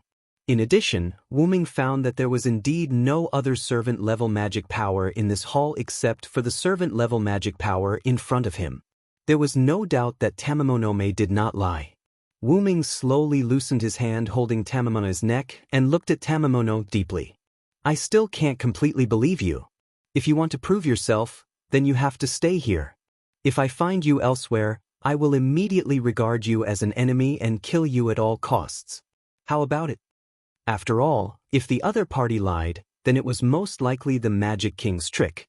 In that case, it was a risk to let Tamamonome stay here for a second. That was why Wuming said that he would kill Tamamonome at all costs. After hearing Wuming's words, Tamamonome nodded happily. There was no doubt that Tamamonome agreed. No problem, I will wait here for my husband to come back and pick me up. I wish my husband good luck. With that, Tamamon bent her upper body, folded her hands, and lay on the ground like a Japanese woman saluting her husband. Facing Tamamonome calling him husband, Wuming frowned. This is only the first time we've met. You've only learned about me from the Holy Grail, and you've already taken the liberty to say that you want to marry me. I will definitely reject such shallow love. Don't call me a husband thing. Marriage without love is meaningless in Wuming's view. Wuming is not a man who can't walk away when he sees a beautiful woman, and he won't readily agree just because the other party is throwing herself at him. After all, Wuming still has a few love debts. How can he add one more? Yes, I understand, Selen-sama. This time, Wuming nodded with satisfaction. She didn't call him Wuming, but Selen-sama. This means that she is a smart person. Wuming likes to deal with smart people. Then you can stay here. You didn't lie, I will come back and thank you. With that, Wuming immediately turned and left. I wish you good luck. After Wuming's figure disappeared, Tamamonome smiled again. Such an excellent husband will be taken away by others if I don't hurry. I am the Tamamonome who wants to be a virtuous wife, and I have already given you a greeting gift, my husband. Although she said that, Tamamonome's eyes were a bit scary. Unfortunately, Wuming had already left and didn't see the scene. On the way back to the city gate, Wuming began to think about the information he collected so far. According to Tamamonome's information, as well as Wuming's own investigation, Shutendaji was no longer in the central hall. There were two reasons why Shutendaji set up this poison city. First, she needed to make Wuming think that she was in the center of the poison city. After all, if they were to fight, Shutendaji's domain would be very advantageous. However, Wuming forgot that last time, even after Shutendaji left, her noble artifact could still operate on its own. This time, it might be the same. Then, why did this self-operating poison city attract Wuming? Naturally, it was to let Shutendaji escape. This was also the second reason. The entire place was filled with magic filled with poison. Under normal circumstances, Wuming wouldn't be able to detect small magic movements. This way, it was very likely that Shutendaji had already escaped from the city. From Wuming's point of view, Shutendaji wasn't a demon who would run away before a fight even started. Not to mention, Ibaraki Duji was still here. And even if Shutendaji left, where could she go? There was only one answer, which was to find Gratsi and Matthew outside the city. Although Shutendaji wouldn't run away because of fear, he wasn't an idiot either. He wouldn't just sit there and wait for an enemy that he couldn't defeat to find trouble with him. Thus, the wisest choice was to lead the main force away and ambush the enemy's weak point. And what if Shutendaji was the follower sent by the Magic King? Gratsi was the only hope for humanity, at least for now. Then, as long as he eliminated Gratsi, the Magic King wouldn't have any worries. As for why Shutendaji was so sure that only Wuming and Karna would come in, it could only be said that this was very likely a part of the plan. Wuming guessed that even if Gratsi and Matthew came in, Shutendaji probably had a way to separate them. As expected of the leader of the Great Mountains, the son of the great god Ibaraki. His brain isn't any worse than a human's. Humans didn't have power, so they honed their intelligence.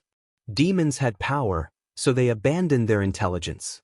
and as the son of the demon god, Shitendaji was very smart. Now, there was someone in front of him who was stalling for time. Shitendaji told me that even if I die today, I'll drag you here.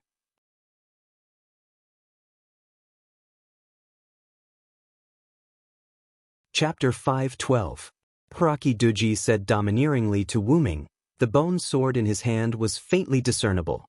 Although he couldn't tell if Ibaraki Doji was also immune to the Holy Grail, he was able to walk through the poison as if it didn't exist. But then again, since he lived so close to Shitendaji all year round and wasn't poisoned, he should have some sort of immunity. Who cares? There was one thing that was without a doubt. Ibaraki Doji was sent by Shitendaji to stop Wuming. You're quite well-mannered, Ibaraki. Wuming greeted Ibaraki Doji. Wah, it's alright after all, I have something like the Holy Grail. Asterisk cough cough. Asterisk shut up, you and I aren't close enough to greet each other. Ibaraki Doji laughed, but then realized that this was an enemy, so he quickly changed his attitude. No matter how he looked at it, Ibaraki Doji seemed unreliable, but no matter what, he was still the well-known Rashomon ghost, Ibaraki Doji. If that's the case, then Shitendaji must have gone to find Karna, Silence said calmly. Shitendaji is obviously looking for that human girl. Why would he go find that terrifying son? Asterisk cough cough asterisk of course, it's not that Shitendaji is afraid of that guy, it's just that there's no need to understand. The son was obviously referring to Karna. Like a child, Ibaraki Doji was trying very hard to protect Shitendaji. Is that so? Thank you, Ibaraki Doji. Wuming smiled lightly, now he was sure of Shitendaji's whereabouts. On the other hand, Shitendaji, who heard Wuming's thanks, had a strange expression. Forget it, I don't care what you're saying. If it wasn't for that son, how could I have escaped so pathetically? Asterisk cough cough asterisk retreat, and I was even mocked by that sun fox, damn it. Ibaraki Doji didn't realize that he had fallen into Wuming's trap, and was still throwing a tantrum. Sure enough, anything related to the sun isn't a good thing. You too. Today, let me, Ibaraki Dojo, end your light. With a roar, Ibaraki Dojo's left hand stabbed the bone blade into the ground, then raised his right hand and aimed at Wuming. Thou must experience the true appearance of us ghosts. His right arm, which had been severed by a treacherous scheme and then regained after losing it, had turned into a freak. Let's go, Hellfire. In an instant, Ibaraki Kido's right hand burned with a strange flame. It turned out that the reason why the servants liked to chant before releasing their noble phantoms was to strengthen their noble phantoms. Of course, there was also a saying that it was more handsome. Asterisk cough asterisk, just as Wuming was about to release his noble artifact to receive the attack, Wuming realized that Ibaraki boy had not fully released his noble artifact. It's not over yet. Ibaraki Kido's left hand moved away from the bone sword and placed it on his right hand. There's more than just this amount of karmic fire. Let the karmic fire of the great mountains burn. In an instant, the flame on Ibaraki Kido's right arm skyrocketed, showing an extreme golden color. Ibaraki Dojo's body was completely engulfed in flames. The only thing that could be seen was that red to the point of gold, and then gold to the point of blackening. This time, Wuming did not dare to be careless. It was obvious that his opponent had combined two noble phantoms into one. Moreover, in Wuming's perception, Wuming clearly noticed that Ibaraki Kido's spiritual base was gradually collapsing. There was no doubt that this was the last noble phantoms of the fused life.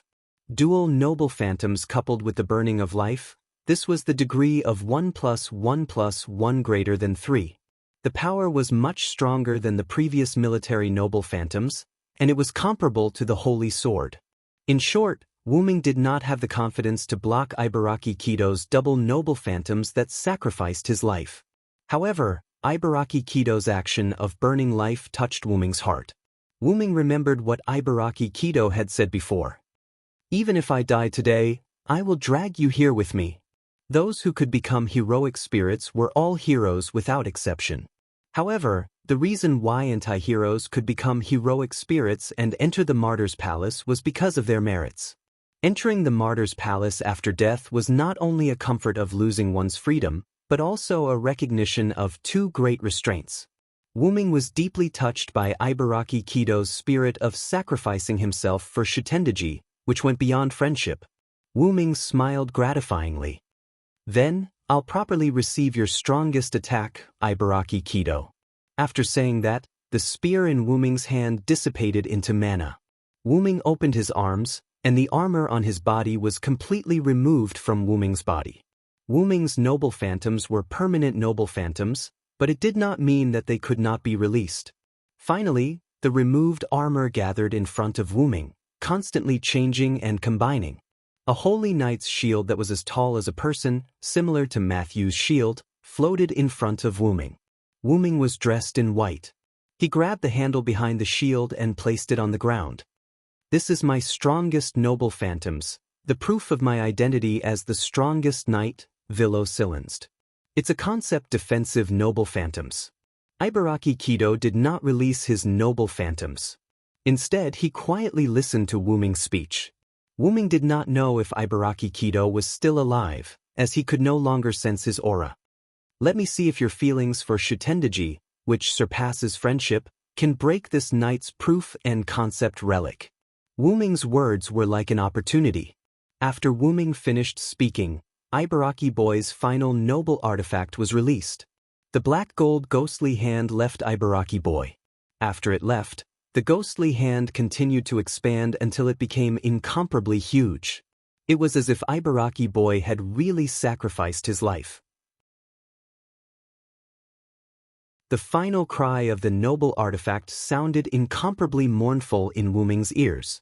"Gift mind Arthur, Arthur's gift armor." Wuming did not shout with all his might like Ibaraki Dojo.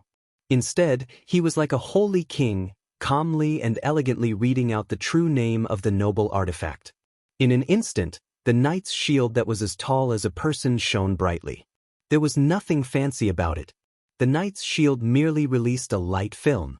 The defensive wall formed by the light film started from the shield. The light film first enveloped Wuming, then it began to expand up, down, left, and right. It was like a giant shield of light that was constantly expanding. When the ghostly hand approached Wuming, it had expanded to a height of 100 meters. It was like a monstrous devil's hand, trying to grab Wuming. The defensive wall in front of Wuming seemed to be responding to Ibaraki Boy's noble artifact. It expanded to the same width and height as the black gold ghostly hand. In the next second, the giant ghostly hand and the defensive light film came into contact. Rumble! In front of the central hall, Tamamonome was still half kneeling in front of the hall, looking at the nuclear explosion that happened not far away. Because of Wuming's defensive light film, the impact of the explosion did not spread to her. Even the sound of the explosion did not reach her. Before Wuming and Ibaraki Boy released their noble artifacts, Tamamonome had already noticed that something was wrong. The magical waves were too strong. She saw with her own eyes that a giant ghostly hand that was constantly expanding collided with the defensive light film. She had witnessed this miracle. "Sometimes, I'm really jealous of Shutendaji." Tamamonome shook her head as if she was feeling sorry for Ibaraki Boy. Then she closed her eyes and fell into silence. After all, Wuming's request was not to move. Tamamonome chose to meditate. On the other hand, Karna and Suzuka Misaki were affected by the explosion. Suzuka Misaki was blown to the side. Karna tried his best to stabilize himself and looked at the explosion. "Is this Cylinder's doing? Then I should end this quickly." Outside the city, Gadatsi stood behind Matthew. She was shocked by the huge explosion in the city. Matthew did not have the time to care about the explosion in the city. Instead, he focused on Shutendaji in front of him. However, Shutendaji was not paying attention to Matthew and Gadatsi. Instead, he was looking at the explosion. She could sense that it was Ibaraki Boy's noble artifact. He, as expected, "Ibaraki, you're an idiot."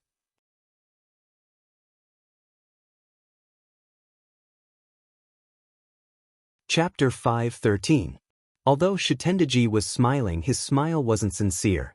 On the contrary, there was a hint of pain in his smile, but Shutendaji managed to cover it up. She did tell Ibaraki to try his best to stop Wuming, but she didn't tell him to risk his life. Shutendaji liked to tease Ibaraki Duji, but that was also a kind of love. Ibaraki knew this, so he tried to delay Wuming. For the sake of Shutendaji, Ibaraki sacrificed himself. Although they were both servants, it wasn't easy to meet a close friend. Moreover, servants could be said to have a second life. To be able to meet a close friend in a second life, Shutendaji was very happy. He opened his wine gourd, smiled, and took a sip. Shutendaji no longer paid attention to the explosion. Then, let's continue. I'm looking forward to seeing if the little girl can block my poison. Matthew clenched his teeth with a bitter expression. This time, it's really bad. At this time, a white angel walked out from the side.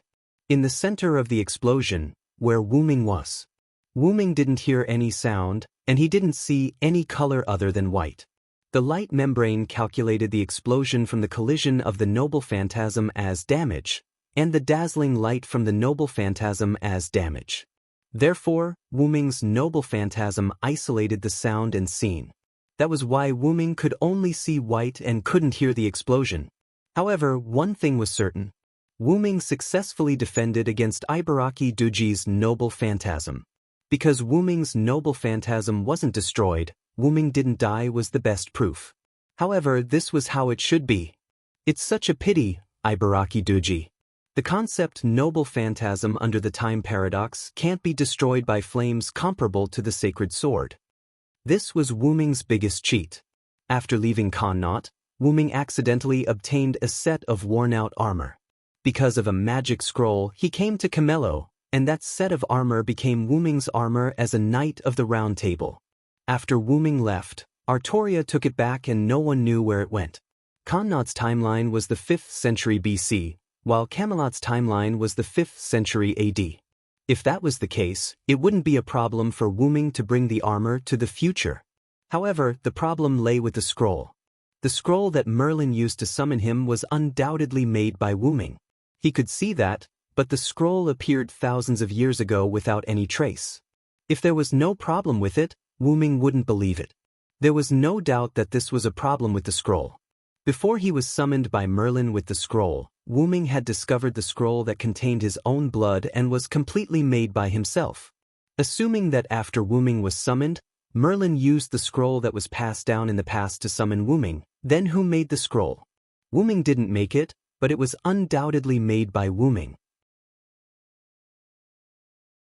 Wuming had put the scroll in his own space, so the only possibility was the scroll used by Morgan Le Fay.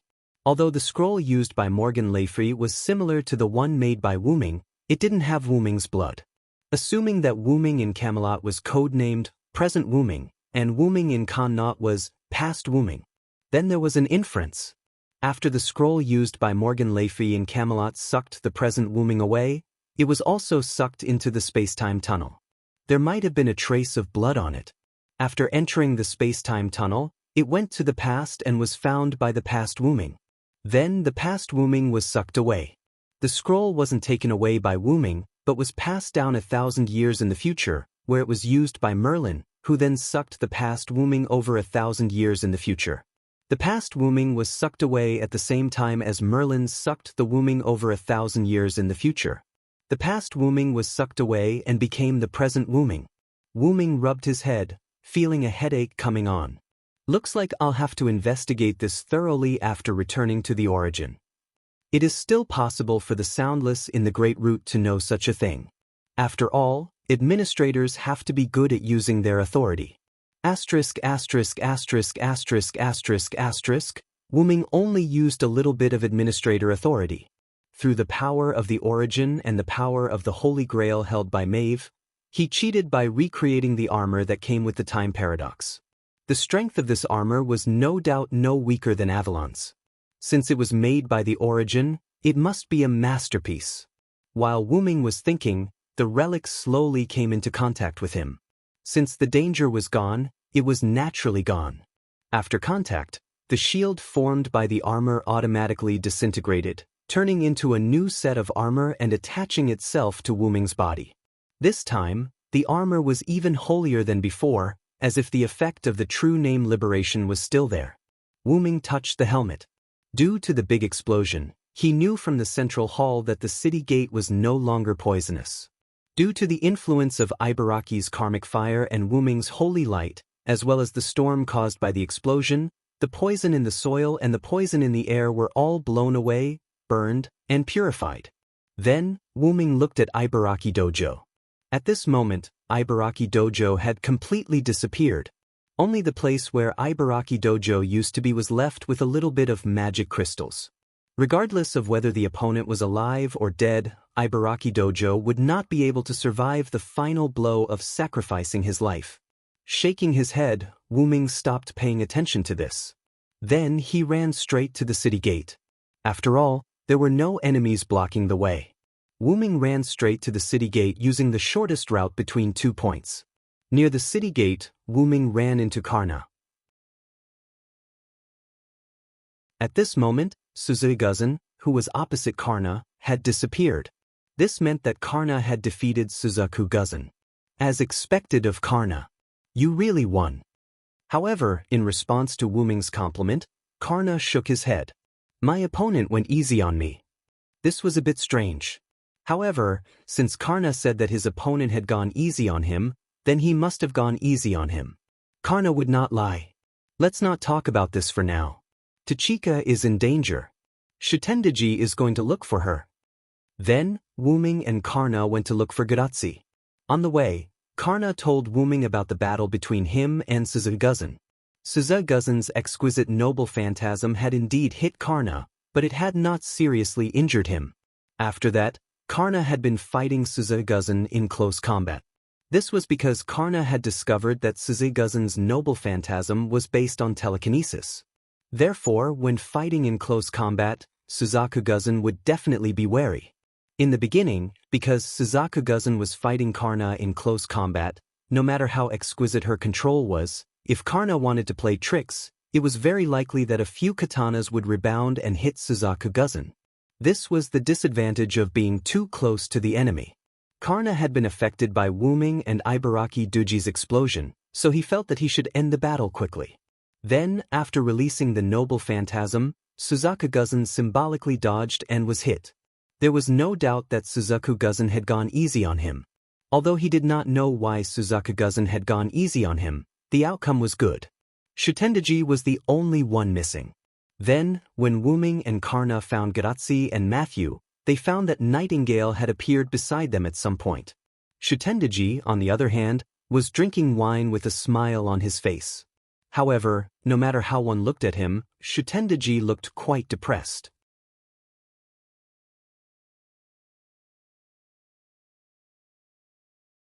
Chapter 5:14. When he saw that Gadatsi was fine, Wuming was relieved. It was obvious that Shitendaji didn't attack Gadatsi because of Nightingale, who appeared out of nowhere.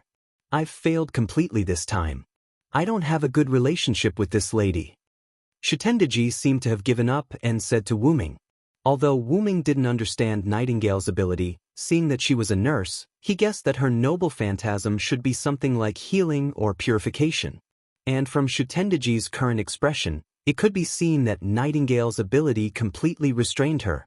That's true, Shitendaji. Wuming was no longer anxious because there were only 2 servants left in the Nippon faction, and Tamamonome seemed to be on Wuming's side. In fact, Wuming's guess was correct. When Shitendaji used poison to attack Gadatsi and Matthew, Nightingale calmly walked out of the forest and released her noble phantasm. As a result, Shitendaji's poison was completely purified. At this moment, the wine that Shitendaji drank was poison-free. I have to say, Shitendaji is really unlucky when it comes to luck. Even Gadatsi couldn't help but ridicule. According to Gadatsi's judgment, Shitendaji spent a lot of effort to get out of Denver and attack her, the last master. But in the end, at the final moment, a servant that completely countered Shitendaji appeared out of nowhere. Just how unlucky was Seiji to meet such a servant? After all, Nightingale left in the middle of the night chasing after Achilles, who knew that he would meet her here. Well, actually, I've always been unlucky. Looking at the confident Shitendaji, Wuming subconsciously felt that something was wrong. Wuming knew just how dangerous Shitendaji was, so he chose to immediately attack Shitendaji.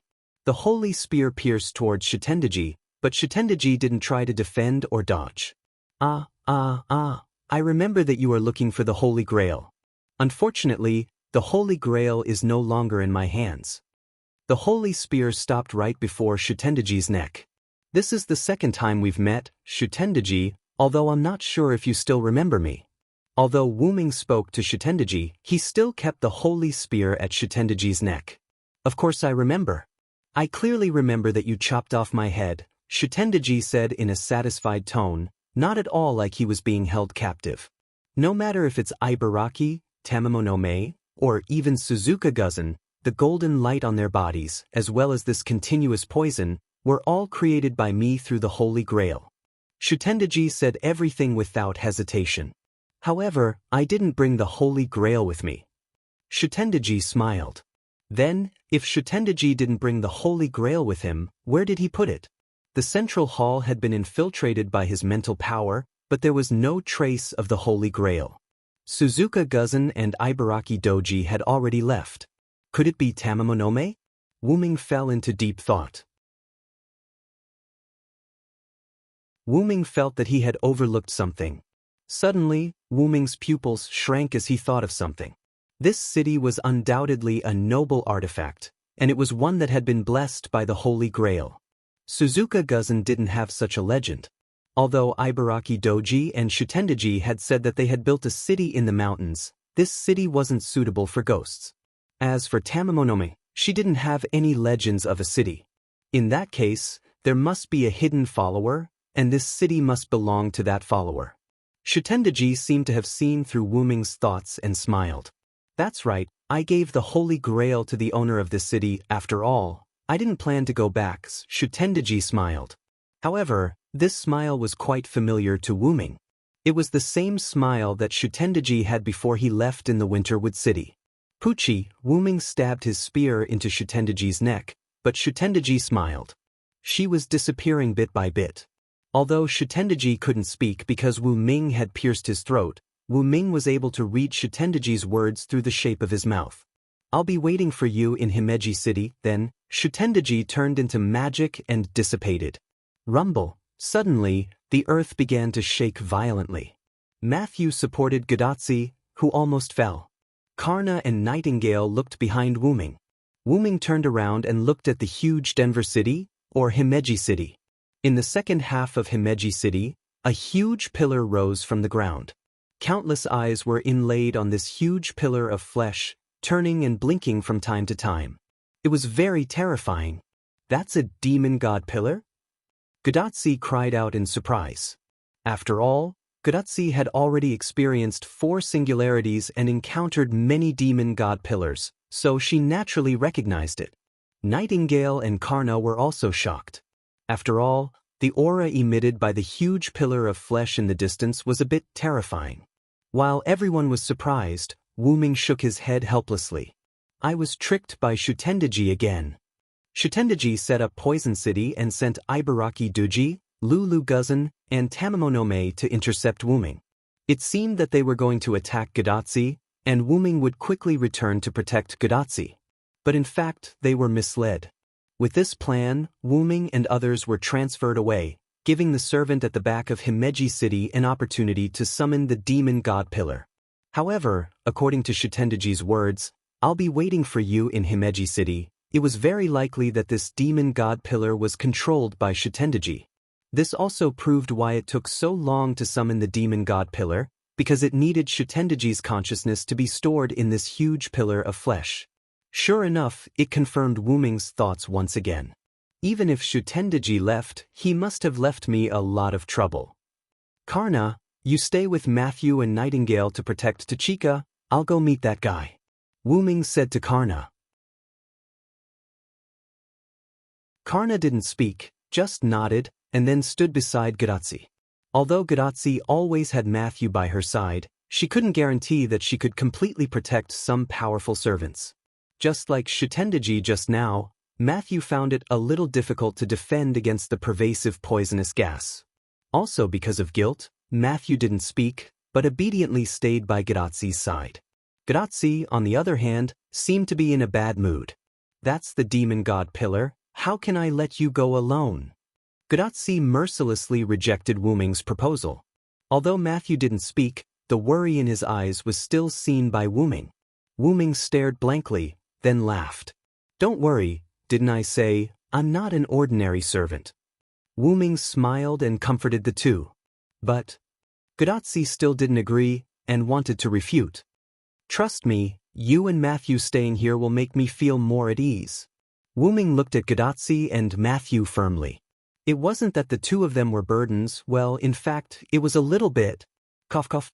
The most important thing was that Wuming believed that the demon god pillar was controlled by Shitendaji. Facing a different demon god pillar, Wuming really didn't feel at ease letting Gadotsi and Matthew go with him. And with Wuming's strength, it wouldn't be too difficult to deal with the demon god pillar with some effort.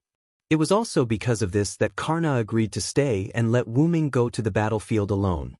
Although the two of them seemed to be tied in the previous battle, Karna knew that he couldn't beat Wuming, who cheated. Since that was the case, he had enough strength on the battlefield, so he was responsible for protecting Gadotsi. In the end, Gadotsi and Matthew nodded and chose to believe in Wuming. Wuming realized that one of them was missing. Where did Nightingale go? Gadotsi and Matthew also realized that Nightingale was missing. At this time, Karna, who was loyally acting as a weapon, spoke. "As for the nurse, she ran toward the demon god pillar while you were talking." As expected of the obedient Karna. "If you don't ask, he won't say." Wuming rubbed his forehead with a slight headache.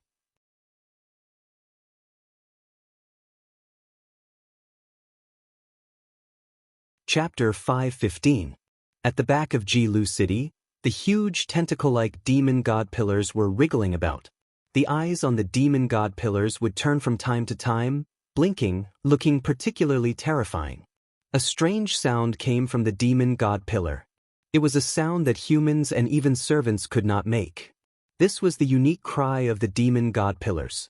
Along with the demon god pillar's cry, dense purple fog was emitted from the demon god pillar's eyes. The purple mist didn't move fast, but it was very powerful. The first half of the Holy Grail enhanced version of Jilu City was basically destroyed by Wuming and Ibaraki's noble artifacts. However, the second half of Jilu City was still intact because of Wuming's noble artifacts.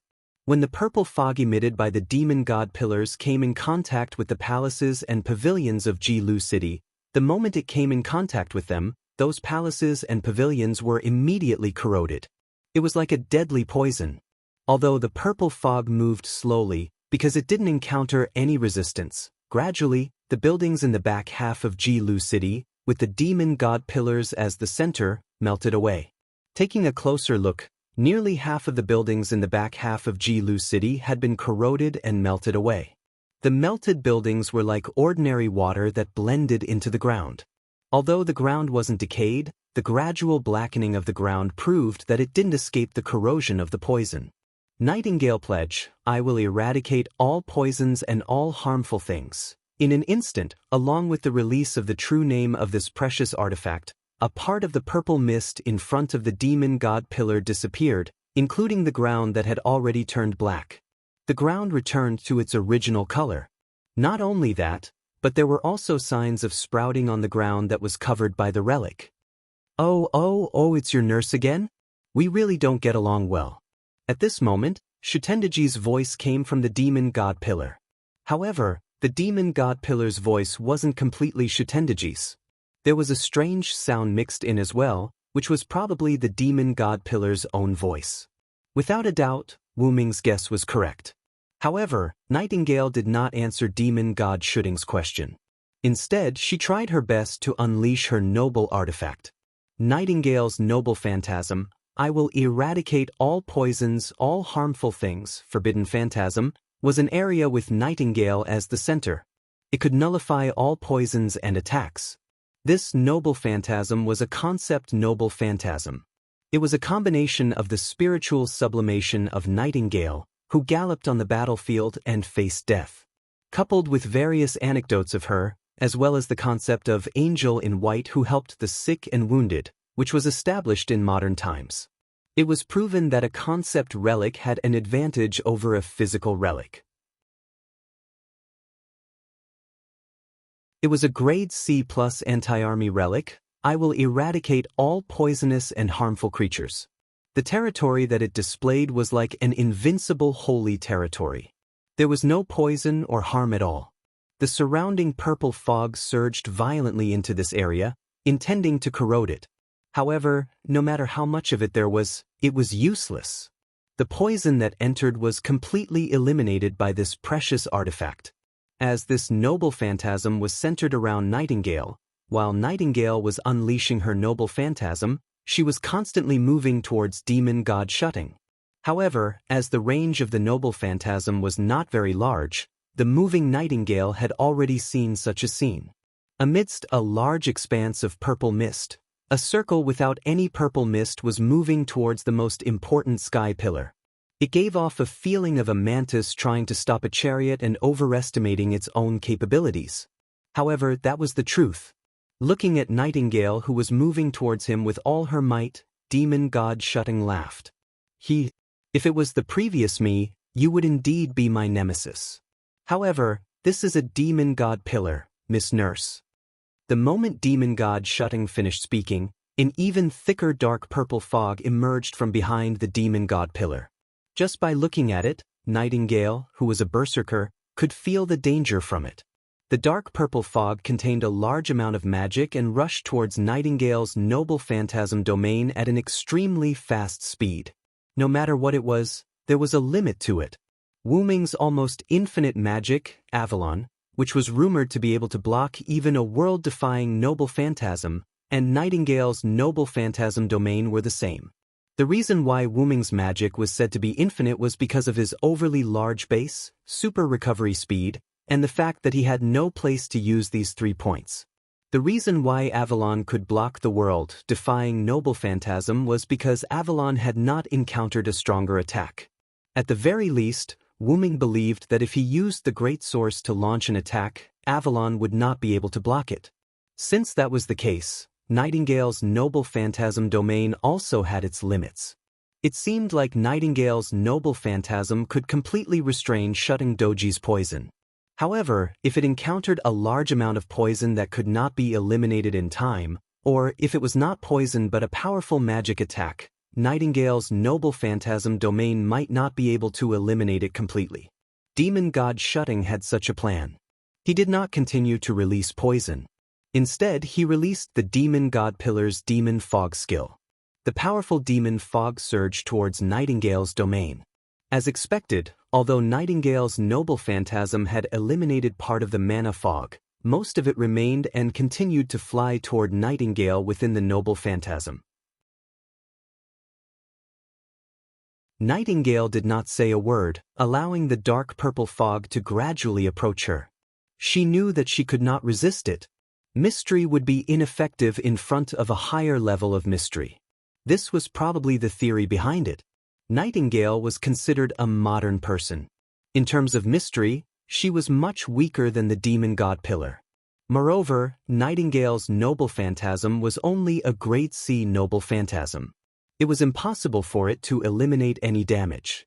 In this case, Nightingale, who did not have any other powerful abilities, might be defeated this time due to Berserker's impulsiveness. However, she did not regret it. If she wanted Berserker to regret it, she might have to wait until her next life. Of course, if Nightingale was alone, she would definitely be defeated here. However, there was no doubt that Nightingale was not alone. Whoosh! Accompanied by the sound of chains, Nightingale was tied up by a silver-white chain and was pulled out of the attack range of the dark purple fog. Oh, you're not satisfied with the speed? Demon god Shutting spoke again. After all, no matter if it's Shutendaji or the demon god pillar, they're all my enemies. Wuming replied demon god Shutting calmly as he kept the pseudo-heavenly lock back into the golden ripple. As Nightingale's noble phantasm was still activated, although the poisonous fog had spread over, it did not corrode Wuming. Then play with me for a while. My new enemy. Looking at the dark purple fog that was controlled by demon god Shutting, Wuming began to recall what Tamamonome had said.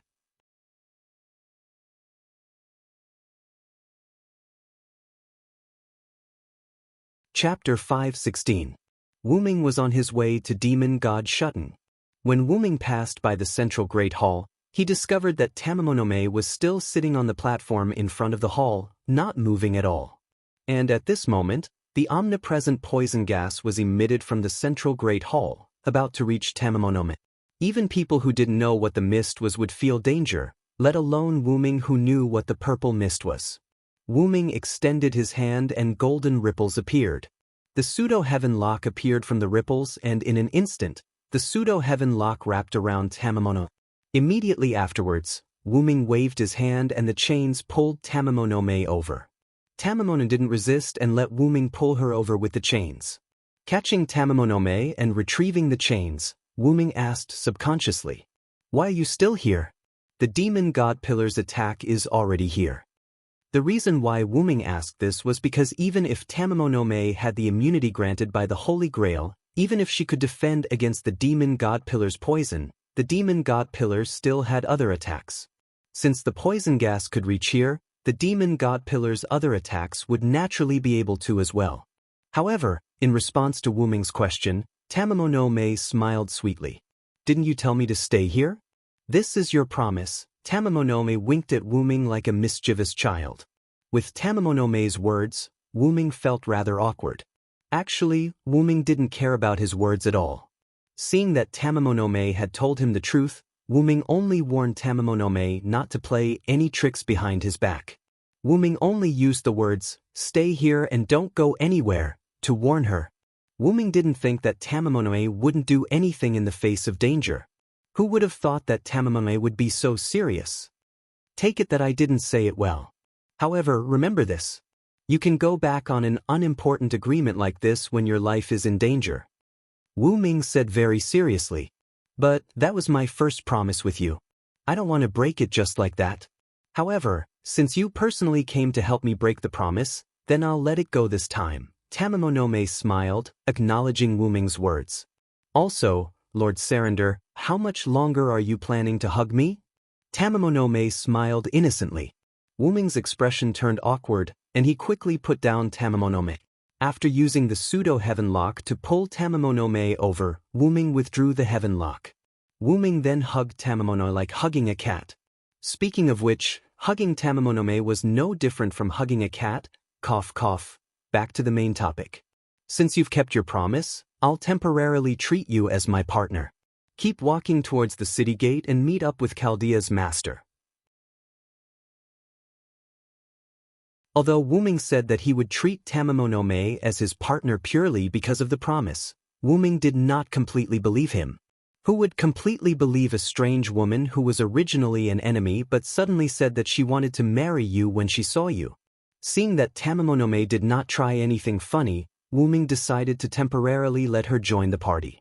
Moreover, even if Tamamonome betrayed him, it would be fine. Karnak was there, so he was not afraid of Tamamonome betraying him. Tamamonome nodded regretfully, as if she was unhappy that she did not become his wife. However, Tamamonome seemed to have thought of something and she nodded honestly and then asked, "What about you, Lord Sarandar? If I'm not wrong, you're going to destroy the demon god pillars, right?" Wu-ming naturally nodded and admitted it. There was nothing to hide. Could it be that Wu-ming came here specifically to save Tamamonome? Wu-ming and Tamamonome's relationship was not that good. Regarding this, I have something to say. Tamamonome bowed to Wu-ming, as if she was really putting herself in the position of a subject. Wu-ming nodded. Since there was information, he naturally had to listen to it. After Wu-ming nodded, Tamamonome spoke. "Actually, the Holy Grail was placed with Judge Ji, but I feel that this matter has nothing to do with her. It was completely planned by Shitendaji. You are indeed the concubine of justice." Wu-ming nodded. Previously, when Shitendaji had mouthed to Wu-ming to wait for you in Jiro City, Wu-ming had more or less guessed it. After all, Jiro City was the residence of Judge Ji, the monster of the city. It wasn't strange for it to become a noble artifact. Actually, when your noble artifact landed in this city, even though Judge Haim borrowed the power of the Holy Grail, in order to resist your somewhat cheating noble artifact, Judge Haim herself probably didn't have a good time waiting for me. Shutendaji didn't take back the Holy Grail and instead left it with Judge Haim. Hearing this, Wu Ming came to a realization. This made sense. Even if Wu Ming's abnormal cheating noble artifact was blocked by Jiro City, it shouldn't have left Jiro City in ruins. It shouldn't have left anything behind and directly exploded into ashes. If he borrowed the power of the Holy Grail, then it made sense. Listen to your nonsense. Have you never seen Judge Ji? Wu Ming asked. After all, Tamamo no Mei's words showed that she didn't know the truth. That's right, Sarandasama. Shutendaji asked me to stand guard here after Punbu-ji blocked your noble artifact. I will try my best to delay you with the formation of the formation. Suzuka Guzan and Ibaraki Doji were also sent out. Then Wu Ming knew what happened after that. Karna stalled Suzuka Guzan. Wu Ming came here and was told the reason by Tamamo no Mei, and when he returned, he was stopped by Ibaraki. They fought and Ibaraki self-destructed. In the end, Shutendaji died, but the demon god pillar was summoned. Actually, I wanted to visit Judge Ji after you left and retrieve the Holy Grail for you. But because of the agreement between you and me, I didn't do so. Wu Ming raised his eyebrows. So you're blaming me? Okay, it seems like you're blaming me. Asterisk cough cough asterisk Wu Ming shook his head and said, I don't think that even if you take the Holy Grail away, the demon god pillar can't be summoned. Wu Ming believed that Shutendaji's death was the trigger for the demon god pillar to be summoned. It was very likely that Shutendaji had done something to the Holy Grail from the beginning, using his own life as the trigger. Once Shutendaji left, the Holy Grail would automatically activate and summon the demon god pillar with Shutendaji's consciousness. Moreover, it's hard to say if you can defeat Judge Ji. Actually, when Wu Ming was hugging Tamamo no Mei, Wu Ming had already noticed that Tamamo no Mei didn't have much fighting strength. Compared to the white-faced, golden-haired nine-tailed fox Tamamo no Mei who was recorded as one of the three demons, the current Tamamo no Mei was just a support fox. Although that's the case, I don't think that Judge Ji will fight back. Tamamo no Mei smiled. This made Wu Ming puzzled. Could it be that these two were good friends?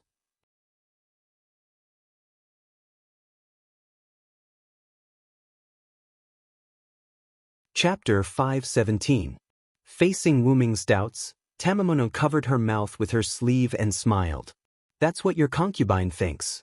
That's why your concubine said that the summoning of the demon god pillar had nothing to do with Judge Haim. Damn, she's even keeping me in suspense. Wu Ming shook his head helplessly. Since there's nothing else, I'll take my leave. Nightingale probably can't hold on any longer. With that, Wu Ming prepared to leave. Wu Ming-sama. Tamamo no Mei suddenly opened her mouth and called Wu Ming by his real name. Wu Ming turned his head and stared at Tamamo. Facing Wu Ming's stare, Tamamo no Mei smiled apologetically and said, You're an existence blessed by Amaterasu Amikami's incarnation. Make good use of that power. With that, Wu Ming left. After all, if he delayed any longer, Nightingale really wouldn't be able to hold on. Following that, Wu Ming recalled the scene from before. Wu Ming used the pseudo-heaven lock to pull Nightingale back. Blessing from the sun god? Wu Ming recalled Tamamo no Mei's words and thought of the sun rain. By the way, Shutendaji, have you ever felt the despair brought by the sun? With that, Wu Ming closed his eyes and began to feel the mysterious power that entered his body without him noticing. Oh, I didn't even feel despair from Minamoto no Reiko. Can you make me feel despair? Demon god Shutendaji let out a strange sound. Following that, he began to make the first move. The countless eyes on the demon god pillar spun faster and faster, gathering magical power. Following that, each eye released a heat ray comparable to a holy sword. The heat rays gathered together and formed a huge pillar of light with a diameter of 100 meters, attacking Wu Ming and Nightingale. Wu Ming opened his eyes and waved his hand. Gate. Nightingale chanted a simple incantation, and a purple ripple appeared beneath her feet. Nightingale fell down in an instant. After Wu Ming heard a scream, Nightingale was completely engulfed by the purple ripples. Arthur's gift armor. After releasing the concept relic once again, the armor on Wu Ming's body detached and formed a shield. The shield formed a light film and welcomed the heat rays that the demon god Shutting shot out. Zzz. The expected explosion did not happen. The shield's light membrane disintegrated all the heat rays from the demon god wine swallowing, turning them into pure magic power that spread out in all directions with a sizzling sound. Gate. Chanting the incantation again, Wu Ming's figure behind the shield disappeared, leaving only a purple ripple. Suddenly, the demon god pillar made an incomprehensible sound. It was a scream that belonged to the demon god pillar. Behind the demon god pillar, Wu Ming was holding his holy spear. The front half of the holy spear had already pierced one of the eyes behind the demon god pillar. Although there were eyes behind the demon god pillar, because Wu Ming appeared too quickly, the demon god pillar did not react at all. As for how Wu Ming came over, the purple ripple that was slowly closing behind Wu Ming became a powerful explanation. Wu Ming could use the teleportation portal to any place he had been to and any place he could see. Wu Ming pulled the holy spear out of the demon god pillar's eye, jumped back, and left the demon god pillar's body. The moment he left, a large amount of dark purple fog appeared from the eyes of the surrounding demon god pillars. Without a doubt, if Wu Ming did not dodge, he would have been enveloped by the dark purple fog. Without the protection of his armor, Wu Ming did not dare be careless. Even if the dark purple fog did not seem like poisonous fog, who knew whether it would dissolve in an instant? Because of the damage, the demon god pillar stopped releasing heat rays. And because of this, Wu Ming's noble artifact also stopped. However, Wu Ming did not let the noble artifact recover his armor. Compared to the permanent noble artifact's armor form, the shield form after true name liberation was much more useful. However, it was unable to move in time. The demon god Jiotun naturally noticed that the shield did not arrive at Wu Ming's side in time. Immediately, the eyes behind the demon god pillar began to revolve violently. Along with the condensation of magic, heat rays were also released. The target was naturally Wu Ming, who was behind the demon god pillar. Gate. The shield that appeared from the purple ripple blocked the demon god pillar's attack. Although the shield itself was unable to come over in time, Wu Ming had a way to make the shield come over. The teleportation gate that Wu Ming used to teleport behind the demon god pillar was not closed. Wu Ming expanded it and opened another teleportation gate in front of him. Naturally, the shield could come over. Next, Wu Ming used the teleportation gate to launch a sneak attack on the demon god pillar. The demon god pillar attacked Wu Ming, while Wu Ming used the teleportation gate to block the damage. Although it seemed like Wu Ming had the advantage, that was not the case. Because Wu Ming had the concept noble artifact, the demon god pillar was unable to hurt Wu Ming. However, Wu Ming's attacks were also ineffective against the demon god pillar. Wu Ming stabbed in different places with his spear. However, after stabbing, the demon god pillar's powerful body would heal his injuries. One was the Dragon of Origin's spiritual base, while the other was the demon god pillar controlled by Shitendaji. Both of them were life forms with a high degree of mystery. This created a very awkward situation. Wu Ming could not hurt the demon god Shitendaji, while the demon god Shitendaji could not hurt Wu Ming. Aha, your tortoise shell is really tough. Shitendaji was not upset at all. Your recovery ability is not bad either, demon god Shitendaji. Wu Ming replied. Heech, since that's the case, I won't play with you anymore. After demon god Shitendaji finished speaking, the huge demon god pillar began to move towards Gadatsi. She was not prepared to fight this unsolvable battle with Wu Ming. She was prepared to get rid of the most important person. Wu Ming would definitely not allow that. Once again, he used the teleportation gate to arrive at one of the demon god pillar's eyes and stabbed with the holy spear. The demon god pillar was already used to having its eyes pierced, and because Shitendaji was not prepared to pay attention to Wu Ming, the demon god pillar did not move at all. However, Wu Ming smiled. Found it. Wu Ming said before that he wanted Shitendaji to experience the despair brought by the sun, and closed his eyes to feel the blessing of the sun rain. Naturally, he would not play such a boring game with demon god Shitendaji. The reason why Wu-Ming kept stabbing the demon god pillar was actually to find the holy grail inside the demon god pillar. Wu-Ming did not think that the summoned demon god pillar would put the holy grail aside and not devour it. It could be said that without the holy grail, the demon god pillar's strength would definitely decrease. However, Wu-Ming did not want to take out or destroy the holy grail. At this moment, a large amount of black fog suddenly enveloped Wu-Ming. This was a magic corrosive fog that was even purer than the dark purple fog from before. I already knew that you were looking for the holy grail. You should thank me, I let you find it on purpose. Shutendaji's mocking voice could be heard. After all, Shutendaji was not an idiot. He guessed what Wu-Ming was thinking, so he set up this trap to make Wu-Ming fall into it. Of course I knew that this was a trap. After all, if it was you, it would be impossible for me to find the holy grail, so I took the initiative to jump into this trap. Wu-Ming's voice came from the black fog, and it was a rather spirited voice.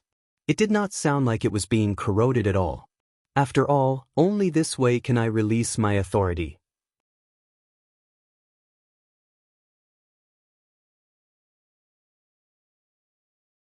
Chapter 5:18.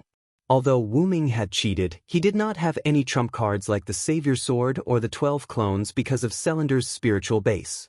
Wu-Ming had only created an ordinary spiritual base in the root of Genesis and sent it to this singularity. Celander's identity was created by Maeve using the Holy Grail, so Wu-Ming did not choose to interfere. After all, being invited in and barging in were two different concepts. Moreover, even without the Savior Sword and the 12 clones, Wu-Ming was not weak. However, although he wasn't weak, he couldn't really injure Demon God Shutting without using a noble artifact. If he wanted to cripple him, he would have to use a super energy-storing noble artifact again. However, Wu-Ming did not plan to use a relic in the first place. As he had a concept relic to defend himself, the Demon God Pillar's attack could not hurt Wu-Ming. It was a sad story. Therefore, Shutenji could only use the Holy Grail to lure Wu-Ming out from behind the tortoise shell. Wu-Ming also needed to come into contact with the Holy Grail, so Shutenji's actions helped Wu-Ming. Previously, Wu-Ming had received the Sun Rain from Tamamonome and received the Sun God's blessing passively. After Wu-Ming found out that the blessing was from the Sun God, he wanted to use it to blow up the demon god Shutenji. How would he blow it up? Of course, he would use his authority to transform into the sun. With the Sun God's blessing, Wu-Ming did not need to change his class. He could directly use the Holy Grail to connect with the root of Genesis and use the Sun God Shutenji. Of course, due to various factors, this move was only a one-time use. After it was used, it would be gone.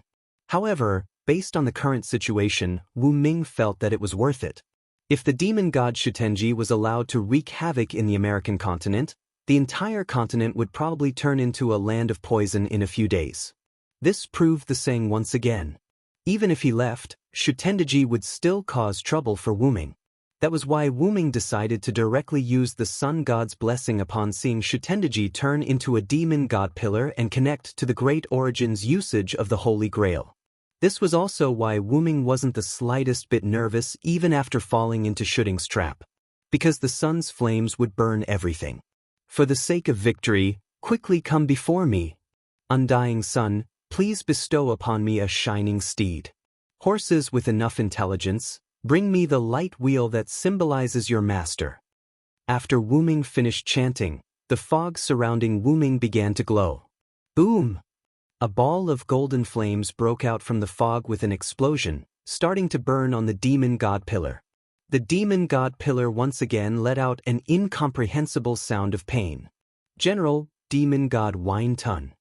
Immediately afterwards, the golden flames instantly covered the entire demon god pillar. A strange scene appeared in G Road City. The giant pillar burning with golden flames kept twisting, as if trying to get rid of these deadly flames, but it couldn't get rid of them. A deep sense of powerlessness came from this flame pillar. Amaterasu! On the hillside outside G Road City, Tamamon looked at this scene and said softly. Caster, what did you say?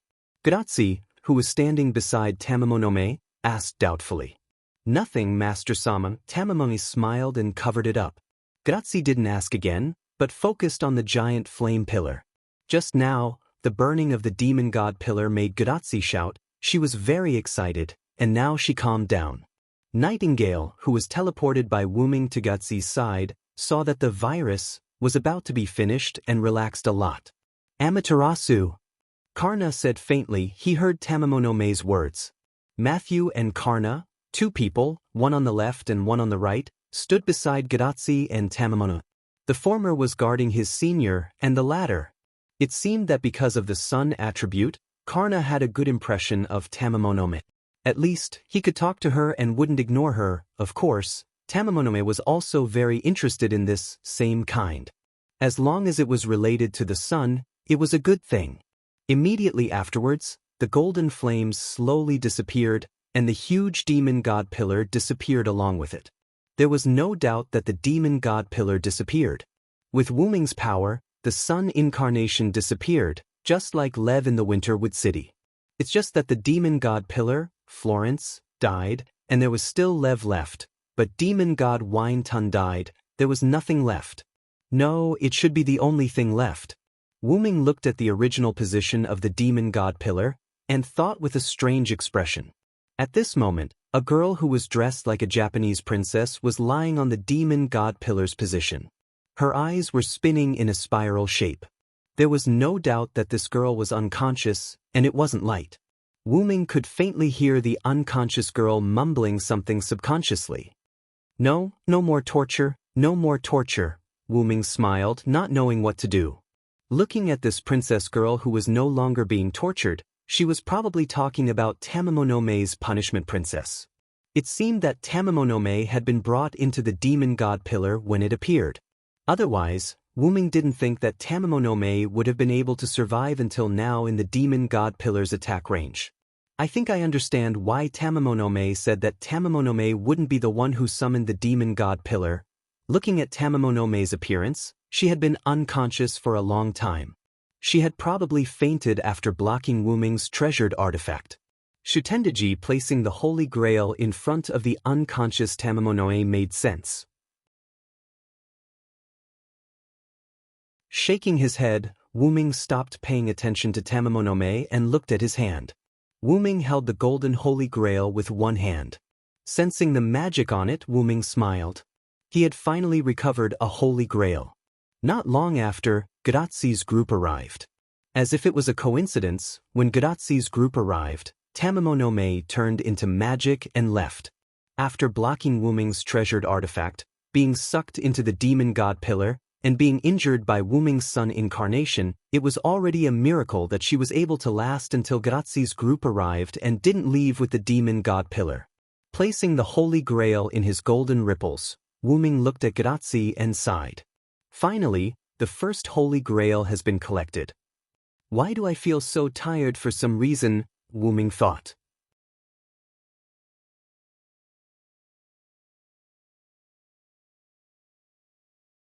Chapter 5:19. Wuming did not choose to let Chaldea retrieve the Holy Grail. Not to mention that Chaldea had not been contacted yet. Moreover, even if Wuming was contacted, he would not easily hand over the Holy Grail that he had just obtained to Chaldea's group.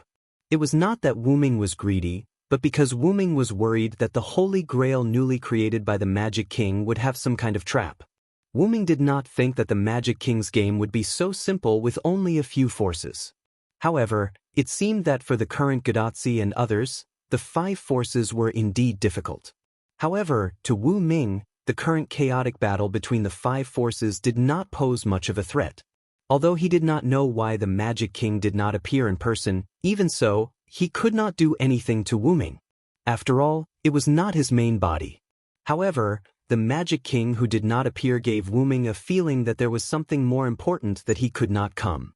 However, when they were in the underground of London, the Magic King said to Grazzi and others that as long as they did not open all 7 singularities, they would not be a threat to him at all. Just like how ordinary people would not care whether ants could hurt them, whether it was 1 ant or 7 ants, it was all the same.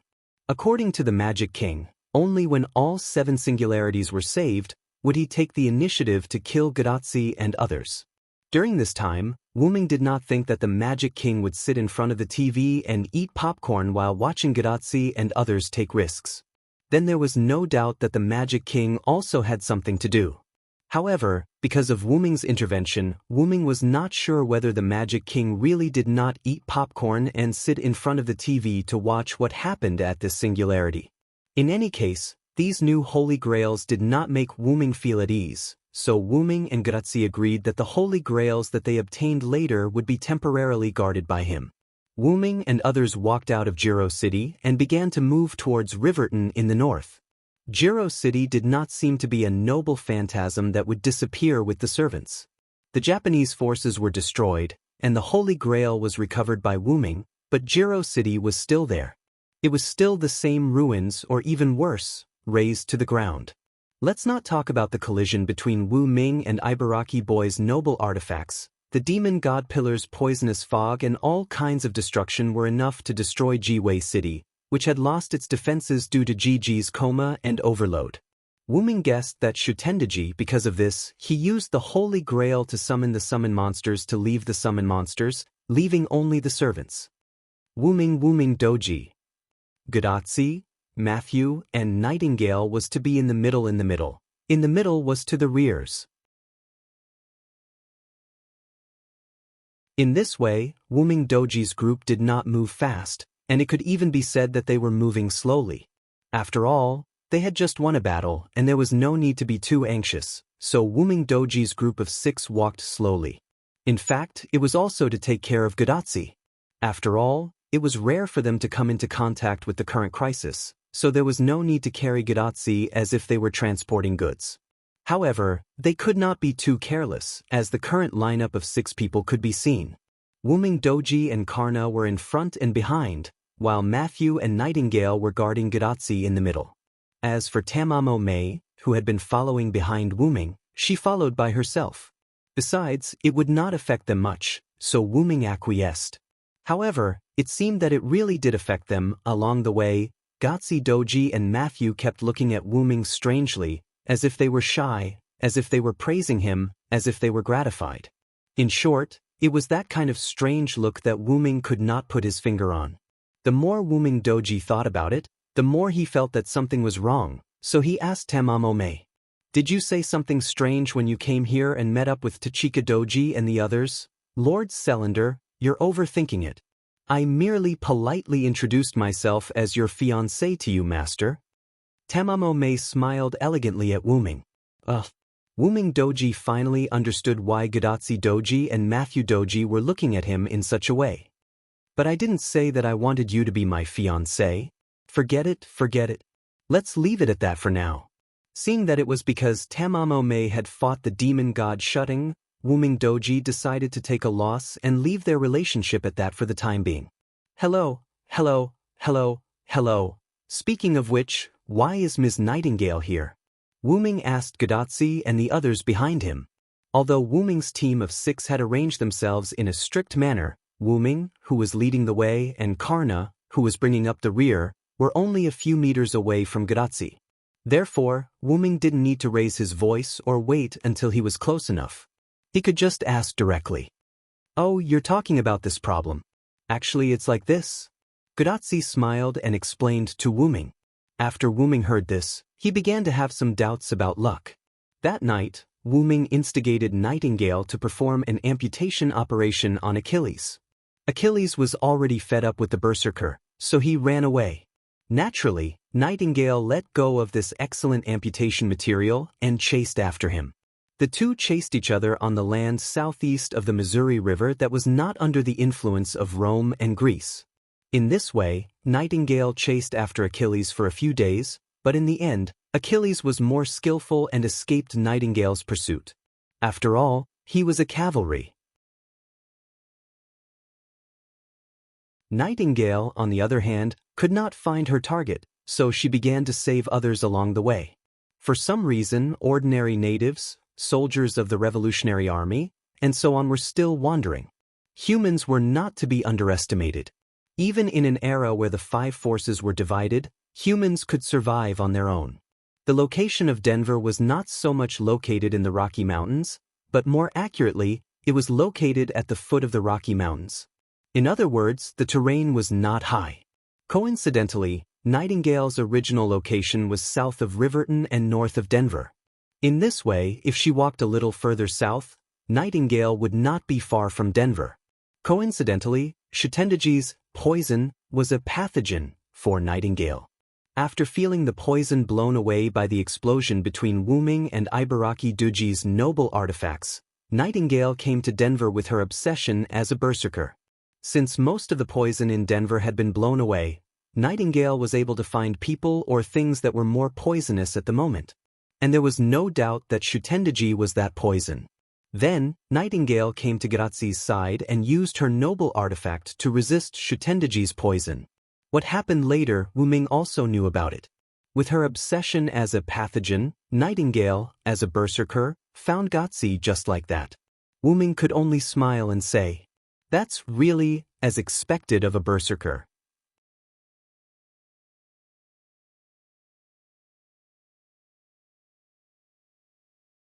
Chapter 520. Wuming's group didn't waste any more time. In just an hour, they arrived at Riverton. This included Karna from the American faction and Tamamonome from the Japanese faction. After all, the two of them were now on the same side, and Wuming didn't think it was a secret that Riverton was a gathering place for followers, so he brought them there. After returning to Riverton, Wuming briefly told Karen and Geronimo about what they had done, including how they were accidentally found by Nightingale, Karna's support, and how Tamamonome had joined Wuming. Of course, when he introduced Tamamonome, he introduced her as a partner. Although Wuming did benefit from Tamamono, there was no such thing as giving one's body in return for a favor, let alone a man giving his body to a woman. Although Wuming was a bit thick-skinned, he wouldn't do such a shameless thing. Asterisk cough cough asterisk, let's not talk about other things, but with Karna joining us, we are already a lot stronger. After listening to Wuming's explanation, Karna nodded affirmatively. As an existence on the same level as his own disciple, Karna's strength could be said to be the best. Coupled with the memory of the Battle of the 14 Horsemen, Karna was relieved that this once troublesome enemy had become an ally. Sure enough, you also remember the Battle of the Holy Grail. Karna wasn't surprised to see that Karna knew him. Karna didn't think that he was special. Since he could remember the Battle of the 14 Horsemen, then the other followers in the Battle of the 14 Horsemen would certainly remember him. Hearing Karna's words, Karna smiled at Karna to show his friendliness. At this time, Wuming looked around and found that something was wrong. By the way, aren't there some people missing? Wuming looked at the followers in the room. It was obvious that there were some people missing. As for Elizabeth and the others, they ran into a little trouble. It's fine. Gadazi coughed awkwardly.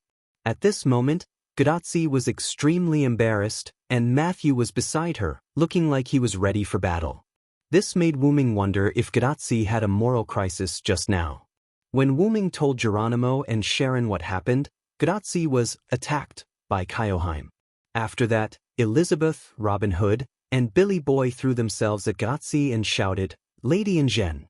Lady Ingen!" Kyoheim was taken away, and the scene of Gadazi being tightly protected by Matthew appeared.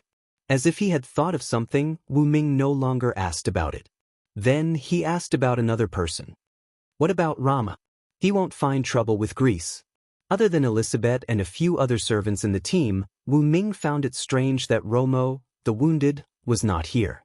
After a few days of rest, it was reasonable to say that Rama had almost recovered. Because of this, Rama should be here in such a situation. The only reason why Rama wasn't here was that he had gone to Greece to save his wife. That's right. Although Rama belongs to the ranks of the lone followers, the king is proud and arrogant. From the beginning, he had been searching for Cedo alone and did not accept our help. If it weren't for your serious injuries, we wouldn't have met again, Karen explained. And through this lesson, the king has also thought it through. He is no longer alone and has decided to join us, Geronimo added. And then he went alone again? Wuming wondered. Wasn't it obvious? Although he decided to go with everyone, in the end he still went to Greece alone. However, Sharon shook his head. This time, he was not alone. Achilles went with him. In other words, after Achilles got rid of Nightingale, he returned to Riverton. Then, under Rama's strong desire, he listened to his teacher and accompanied Rama to Greece. Spartacus also went with them. Geronimo added and smiled. Wu Ming instantly understood Geronimo's smile and felt a little embarrassed. If Geronimo hadn't mentioned it, Wu Ming would have forgotten about him. Back then, he had used the pseudo-heavenly lock to tie Spartacus up and threw him into the woods.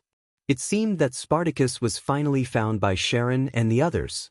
As for Wu Ming's pseudo-heavenly lock, it was estimated that its magic power had been exhausted and broken. After all, it had been used for a long time. Without Wu Ming's magic power to replenish it, it was normal for it to break. Anyway, Wu Ming did not feel bad about it. After all, he still had a few pseudo-heavenly locks in his spatial relics. Let's not talk about Spartacus for now. If Achilles went with them, I'm relieved. Wu Ming was relieved.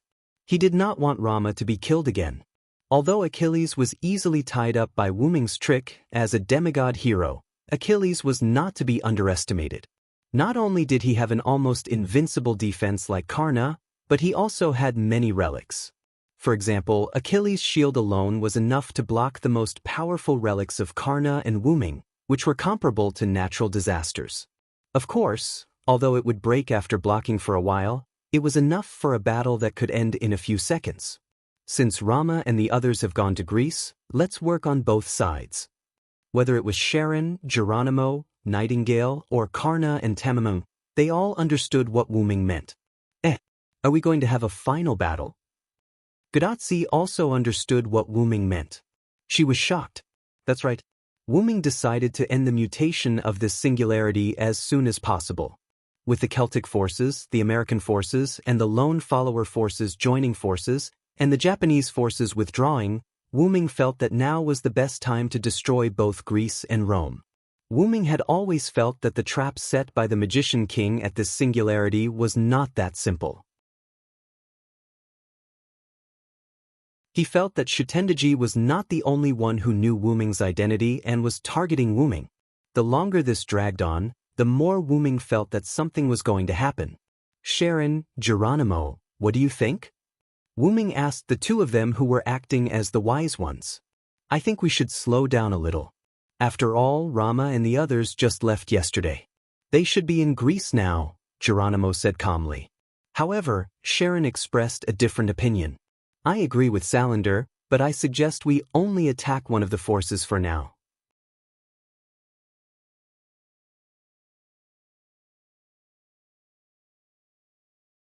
Chapter 521. Immediately afterward, Sharon began to analyze.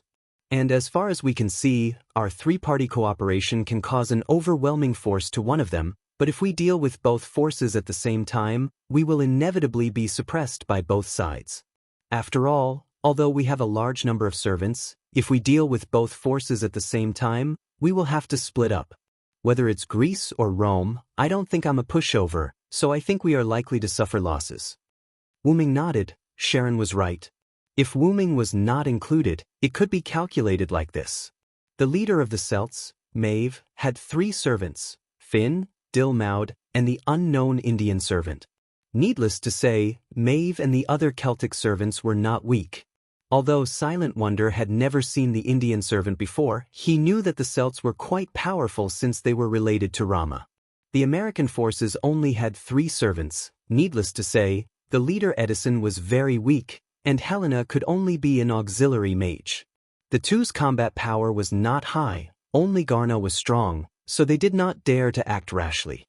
The leader of the lone servant force could be said to be Gadotsi, and there were a lot of servants: Matthew, Achilles, Sharon, Geronimo, Robin Hood, Billy Boy, Kyoheim, Elizabeth, Spartacus, and Rama. As for Tamamo no Mae, she was temporarily assigned to the lone servant force. Although they had the largest number of servants, there were not many who had strong combat power. Strictly speaking, only Achilles, Sharon, and Rama had first-line combat power, and the rest, whether it was Geronimo, Robin Hood, or even Billy Boy, they were not strong. As for Kyoheim and Elizabeth, well, if they were compared to Wu Ming, Garna, and others, They would be honest mascots. Well, if Kyoheim didn't shout, Anjin-sama, and Elisabeth didn't sing, they would become very popular. Tamamonome's words were mentioned before.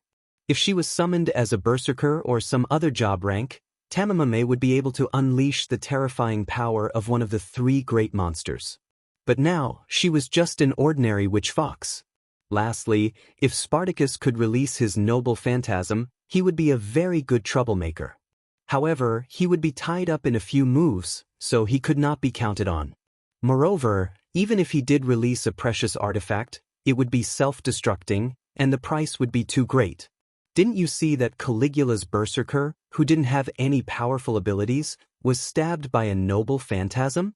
Although it was inappropriate to say so, in the face of a top-level servant like Wu-Ming was certain that no one present, not even Sharon, would be able to survive if they fought with their lives on the line. Although it seemed like Wu-Ming was a little arrogant, unfortunately, this was the truth. Ka Rong is right. Since that's the case, let's split into two teams. Wu-Ming decided to eliminate one of the forces first, and then attack the remaining forces. Immediately afterward, Wu-Ming told everyone about his opportunity. They were still divided into two teams. The first team was led by Sharon and Geronimo. Robin Hood, Billy Boy, Kyoheim, Elisabeth, plus Edison and Helena, a total of 8 people. Their task was to go to the Roman camp and use all kinds of tricks to distract the Roman forces. The purpose was to delay the Roman forces and have no time to deal with the Greek forces. The Greek forces, on the other hand, were led by Wu-Ming and other powerful servants to form the second team to eliminate them. Wu-Ming returned to Washington first, and then led Maeve, Finn, and Dilmod to Greece. Karna, on the other hand, was to join Rama, Achilles, and Spartacus to attack the Greek forces together with the Celtic forces brought by Wu-Ming. For now, the Greek forces were much more difficult to deal with than the Roman forces. The Arcadian huntress, the divine magician, and the demigod hero were all stronger than the less mysterious Caesar, Cleopatra, and the others. Because of this, Wu-Ming decided to gather powerful forces to eliminate the Greek forces first, and then attack the Roman forces. When Wu-Ming and the other servants of the second team attacked the Greek forces, Sharon would lead the first team to entangle the Roman forces. Facing the less mysterious Roman forces, Wu-Ming believed that Sharon and the others would not suffer any casualties. After all, they did not have to fight with their lives on the line. They just had to interfere with the Roman forces. That's a good plan. After all, even if we go to Greece with the second team, we won't be able to do much. It's better to go to Rome to interfere. Sharon agreed with the plan. The rest of the servants, Geronimo, Tamamo, and Karna, also had no objections. At this time, Gadazzi spoke. Matthew and I. Gadazzi asked weakly. Matthew also nodded. They could not contact Chaldea at the moment, so Gadazzi and the others could only decide what to do next for the time being.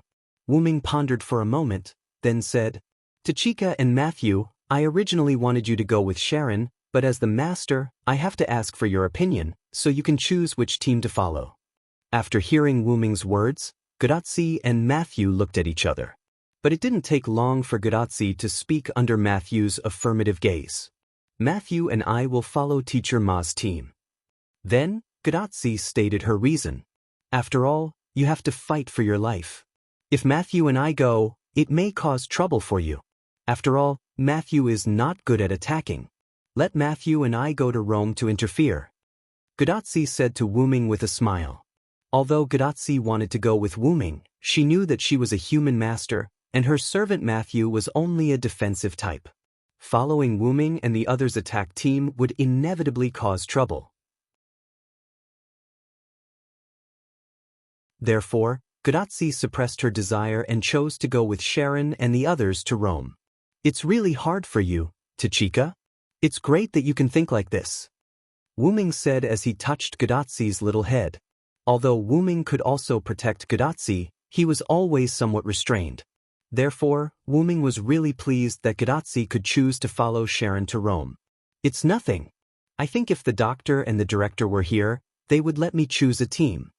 Gadazzi smiled slightly, enjoying Wu-Ming's touch. Retracting his hand, Wu Ming looked at everyone.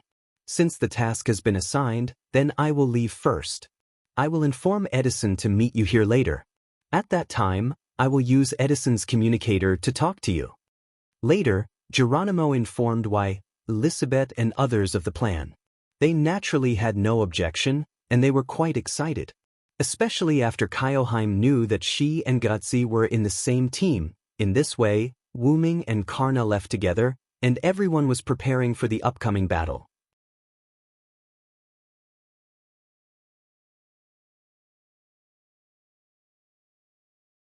Chapter 522. Wu Ming and Karna left Riverton, but they were not going in the same direction. Karna was heading to the Great Lakes, which was the territory of the Greek forces, to look for Rama and the others. Achilles, Rama, and Spartacus set off during the day. According to Wu Ming's speculation, even if they were there, it was unlikely that they would rush into the Greek followers recklessly. Maybe they were just observing. After all, after this crisis, Rama also found the problem. Recklessness would not only fail to save his wife, but it would also put him in danger. After all, he was a king. Even if he was more impulsive when he was young, Rama was not ignorant. At present, there had been no movement from the Greek side, so Wu Ming judged that they had not made a move yet. This was good. Karna could meet up with them first, then lurk and wait for reinforcements. As for Karna's identity, Wu Ming gave him a Loon runestone, which contained a video recorded by Wu Ming, which was enough to prove Karna's identity. Besides, Achilles had also teamed up with Karna before, when they were 14 knights, so he knew that Karna would not lie. Therefore, Wu Ming was not worried about Karna's identity. In this way, Karna headed toward the northeast.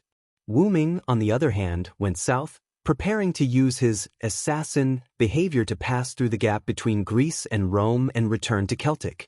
Coincidentally, although it was daytime when Wu Ming and the others attacked Jiro City, it was almost dark when they arrived at Riverton. The night was suitable for Wu Ming to sneak away. However, Wu Ming thought about it carefully and laughed. Not to mention that it would take too long to carefully rush back. Wu Ming had a portal. Wu Ming had to rely on himself before because he had never been to those places. Now that he needed to rush back home, wouldn't that be putting the cart before the horse? Therefore, Wu Ming directly opened the portal and went to Washington. In the president's office in Washington, a black-purple spatial ripple appeared in front of the desk. Then, Wu Ming walked out of the portal. "You're back." Wu Ming let out a long sigh of relief, giving off the feeling of a wanderer returning home. However, Wu Ming chuckled self-deprecatingly. The feeling of home could only be felt in the root. After that, Wu Ming looked around the empty office. The office gave Wu Ming the feeling that no one had come here after he left. The books on the table were still the same as when Wu Ming left. "Xiao Sai, you're back." At this moment, the door to the office suddenly opened. The person who called Wu Ming Little Sai was undoubtedly Maeve. Then, Maeve threw herself into Wu Ming's arms. "I'm sorry, Maeve. I was delayed by something and came back late." Silent Wonder smiled at Maeve. His smile naturally contained an apologetic tone. However, Maeve didn't care. After shaking her head, she broke away from Wu Ming's embrace. Then, Maeve hugged one of Wu Ming's arms and said with a smile, "It's good that you're back." If there were outsiders here, they would probably be scared to death by Maeve's behavior. Therefore, the cold, arrogant queen who didn't treat men as humans had become so gentle. She was many times gentler than before Wu Ming left. Even Wu Ming was shocked. Was it because they hadn't seen each other for a long time that led to the release of mental stress? In layman's terms, absence makes the heart grow fonder. Wu Ming sat on the president's chair without the slightest bit of guilt. The poor president had already died. Wu Ming hugged Maeve, who was sitting on his lap, and began to tell her about his experience. Maeve, on the other hand, was listening attentively, her big eyes sparkling. In other words, as long as we join forces with the American forces and followers to eradicate Greece and Rome, we will win. Maeve smiled sweetly. Wu Ming nodded. Then he asked Maeve a little strangely, "Maeve, why are you so happy today?" Wu Ming asked. Since she came in, she had been very gentle until now. She was much gentler than the Maeve from a few days ago. Of course, she was still not as gentle as an ordinary girl, but this was not easy for Maeve. You can't expect a queen to be gentle. This was already a very gentle level for Maeve. Facing Wu Ming's puzzled question, Maeve hugged Wu Ming's neck and looked at Wu Ming's face and said happily. Because Sai took off her helmet. When Maeve said this, Wu Ming realized that he didn't wear his helmet anymore. No one knew when it started, but Wu Ming had taken off his helmet and maintained the appearance of only wearing white armor. Wu Ming would only close his helmet during the battle, but once the battle was over he would take it off again. Although Wu Ming was used to it, Maeve was not. She had never seen Wu Ming's true face in this singularity. Of course, it didn't mean that Wu Ming covered his true face to make Maeve suspicious. After all, no matter who it was, if their lover always covered their face with a mask when they were with their other half, the other half would be very depressed if they couldn't see their lover's face. So, I won't wear a helmet in the future, how about that? Without apologizing, Wu Ming asked with a smile. With the relationship between the two, there was no need for an apology. Yeah, but no matter what, I like little Sai. Maeve gently leaned in Wu Ming's arms and enjoyed this moment of peace. Wu Ming gently patted Maeve's back and enjoyed a moment of peace with Maeve. Sure enough, Maeve is actually just a little girl who lacks love. After a moment of tenderness, Wu Ming and Maeve left the office. After all, there was no time to lose. It was better to mobilize the troops and start the final battle. By the way, Sai, that Indian servant left our side. Left? What happened? Although leaving a servant was not a big deal for the current situation, Wu Ming still wanted to know the inside story. That servant is the hero of India, Chuna. He temporarily joined us on the grounds of following us to find Karna. Soon after he left. Wu Ming was taken aback. Achuna's mortal enemy was Karna. It seemed that he was still very persistent after death. No wonder he had some relationship with Rama. Rama was the seventh incarnation of Vishnu. Vishnu's sixth incarnation was the axe-wielding Rama, who appeared in the Mahabharata. It had some relationship with Achuna. But more importantly, the axe-wielding Rama was Karna's teacher. Karna's spear was transformed from the axe-wielding Rama's eternal blade. Wu Ming's heart suddenly skipped a beat. Karna won't meet Achuna halfway, right?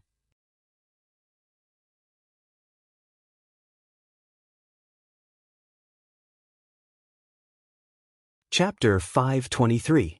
Maeve, gather Finn and the others and head to Chicago.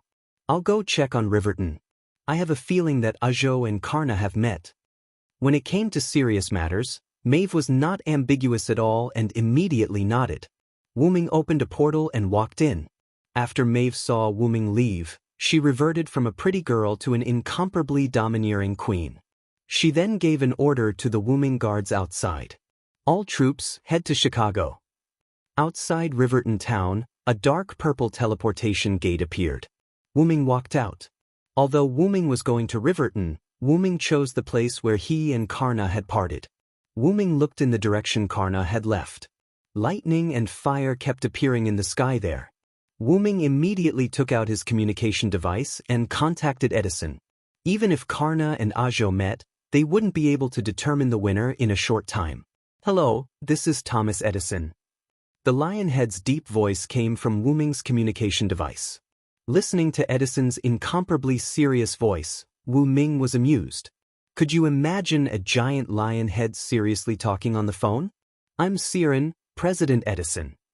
Wu Ming then told Edison to attack this place. Wu Ming also told Edison that Karna was with him. Understood. I'll go to Riverton with Lady Helena immediately with the mechanical infantry, Edison said seriously. Edison said solemnly and then hung up the communication device. Wu Ming smiled helplessly and put the communication device away. Wu Ming didn't go back to Riverton. Instead, he ran toward Karna. East of Riverton, in the Missouri River Basin. At this moment, two godlike figures were fighting. Bush, bush, bush. Several bolts of lightning shot towards the running Karna from the top of a small hill. Bang bang! Karna swung his spear and deflected the lightning arrows. The falling bolts exploded on the ground, creating many craters. Then, Karna condensed mana on his spear and swept it toward the small hill in front of him. Crack! Boom! Like cutting vegetables, the small hill in front of Karna was cut in half and then exploded by the mana contained in it. A dark-skinned figure flew up from the small mound, holding a strange bow in his hands. There was no doubt that the arrow that had attacked Karna was shot by him, and it had to be Ajo. Ajo wasn't worried about losing her cover. In the air, Ajo stood upside down and raised her bow. Though Karna shot a few more arrows. 5 lightning bolts attracted each other and shot toward Karna in the shape of a pentagram. This time, Karna didn't use his gun to knock away the arrows. Instead, he jumped at the moment the pentagon-shaped arrows were shot at him. Boom! The bolts landed on the ground, and the ground exploded. The strong wind blew Karna's white hair. Karna stood up and looked at Ajo, who had landed on the ground. While Karna was dodging the pentagram arrow, Ajona took advantage of the opportunity to flip over and adjust his position before landing steadily on the ground. Karna and Ajo stood opposite each other in the distance, giving off the feeling that they were about to negotiate. But unfortunately, neither Arzu nor Karna had the intention to speak. Ajo raised his bow and shot at Karna crazily with mana bolts. Karna, on the other hand, sprinted toward Ajo, swinging the indestructible blade in his hand to deflect the arrows. From the moment they met, they hadn't said a word and had been fighting the entire time. The surroundings were full of holes from their battle. It was like a natural disaster. That was what Wuming thought when he arrived. Seeing the two fighting again, Wuming sighed. "That black guy is Ajo?" Wuming asked in surprise. Ajo seemed to have heard him and glanced at Wuming. However, compared to Wuming, Karna seemed to be more attractive to him. Wuming smiled awkwardly. After all, he was caught talking bad about Ajo. However, Wuming didn't expect Ajo to be a black guy. Wuming didn't try to hide his presence. Therefore, not only Ajo, but Karna also noticed Wuming when Wuming arrived. However, because he was fighting with Ajo, Karna didn't greet Wuming. Both of them didn't care about the others around them and only cared about each other. While they were fighting, Wuming shook his head and got rid of the thought that Ajo was a black guy. Then, Wuming stretched out his hand and a holy light spear appeared. Mythical Yggdrasil. Whoosh! Along with the sound of a relic being released, Wuming threw out a small but bright light needle. Karna and Ajo, who were in the middle of their battle, naturally discovered the needle of light. Furthermore, they sensed a considerable threat from it and hurriedly retreated. Poof! The light needle disappeared as soon as it pierced the ground, leaving a small but bottomless hole and a sound when it pierced the ground. Wuming learned this move from the Star Cup's consciousness. By condensing the Holy Spear, although the attack range was reduced, the power was increased. Otherwise, Karna and Ajo wouldn't have dodged in a hurry. Instead, they would have used their weapons to deflect Wuming's light needle. However, the current result was what Wuming wanted.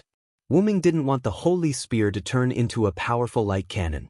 This time, he only used it to interrupt the battle between Karna and Ajo. Wuming dashed forward and came to Karna's side.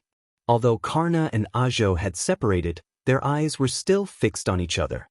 This made Wuming wonder if there was some unspeakable gay relationship between the two of them. Can't we not fight? Wuming didn't ask anything else and just asked this question. After all, they were about to start a war with the Greek forces. It would be difficult for them to lose a top fighter like Karna. I'm afraid not. Ajo and I are mortal enemies. I don't want to fight, but it seems that Ajo wants to defeat me. I'm afraid I can't help you. After hearing Karna's words, Wuming looked at Ajo. Wuming saw that Ajo's eyes were filled with strong fighting spirit and an incomparably persistent desire. It was obvious that he wouldn't let Karna go. There were only 2 ways to deal with Ajo. The first was to let Karna and Ajo fight. After all, if Wuming forcibly took Karna away, Ajo would definitely chase after him. Since Ajo could join the Celtic side because of Karna, it wasn't impossible for him to join the Greek side because of Karna. The Greek side would definitely warmly welcome a powerhouse who only wanted to fight Karna. While Wuming was thinking, Ajo was already impatient. What? You want to fight 2 against 1? Even if that's the case, it doesn't matter. Fight me, Karna.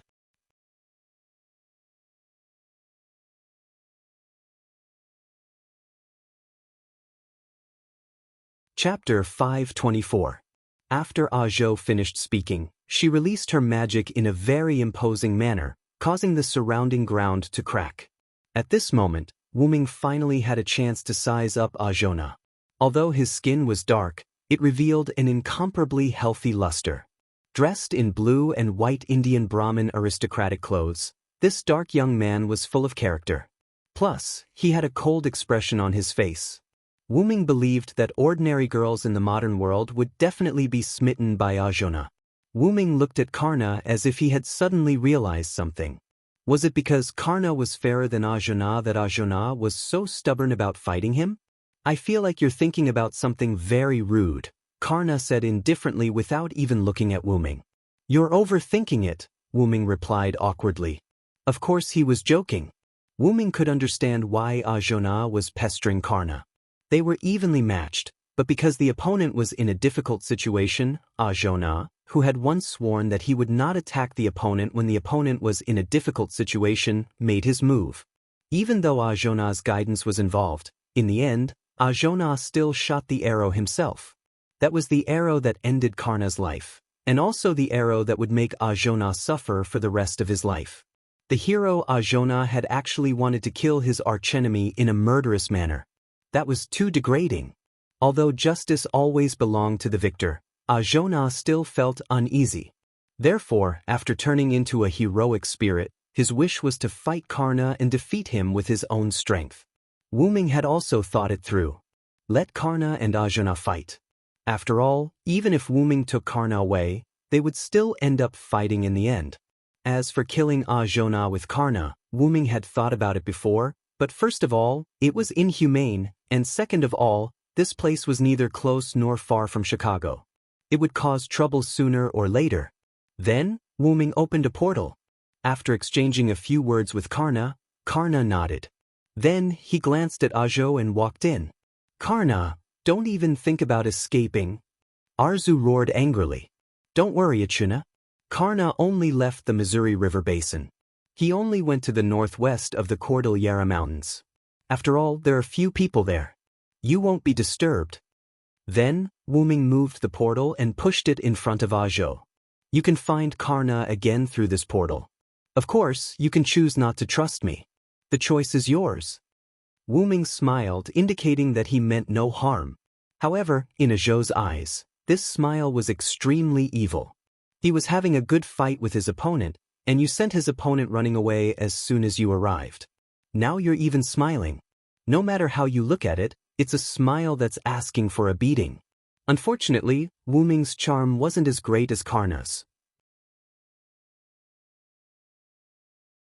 Ajo merely looked at Wuming deeply and then entered the portal.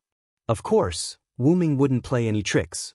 At this moment, Karna and Ajo were indeed in the northwest of the Cordillera Mountains. Then, Wuming took out his communication device and sent a message to Edison. Karna and Ajo are fighting to the death in the northwest of the Cordillera Mountains. You must avoid that place. Pass through Denver from the south and meet up with Chaldea's master in Riverton. After a while, Edison sent back a message. Putting away the communication device, Wuming took Karna's place and continued running toward Chicago. Let the two of them fight it out. By the time the victor is decided, Silent Wonder would have collected all 4 holy grails. The sun set in the west, and night gradually fell.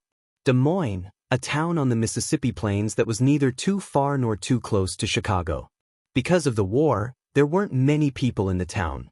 Also, because the sun had just set, there were only a few passers-by on the road. They all had bitter expressions and frowns. Some of the houses were damaged, and some were directly abandoned. No one cared about them. However, because this place was under the influence of Greece, it was relatively peaceful. Suddenly, a green figure flashed past like a shooting star. This made one of the passers-by wonder if he was hallucinating because of his long-term nervousness, or if he had run into a ghost. Although the sun had just set, it was still considered night. Not wanting to think about it anymore, the passers-by quickened his pace and left. In every abandoned house in Des Moines, a red-haired young man stood in a house without any light, looking out the window from time to time. This person was Rama. Following the appearance of a green figure, Achilles appeared in front of Rama. "How is it?" Rama asked. "I found out. Those people have all gathered in Chicago because of a big hole in their spaceship. They haven't moved yet," Achilles said, rather displeased. "Speaking of which, we should just attack them directly. Is there a need to be so cautious?" Even Spartacus, who had been trying to attack Rama for some unknown reason, was released by Rama for being a hindrance. Well, actually, Rama just let him go with the flow. It would be best if he could affect the Greek side. After what happened before, I understand that if I want to take back Xido, I won't be able to do it rashly. I might even be killed. Rama closed his eyes and explained to Achilles. This was also the reason why Rama asked Achilles to scout for information. But why didn't he go himself? Achilles was the fastest to run. "I deserve to die. However, I can't die. I can't let Xido suffer. I must take back Xido. Before that, I must not die." Rama clenched his fist tightly. The metal gauntlet on his arm made a creaking sound because of Rama's strength. It could be seen how turbulent Rama's heart was. As expected, I still don't know anything about love. Can't we just fight our way through the enemy? Achilles pouted and complained. Even so, Achilles still followed Rama's instructions to scout for information.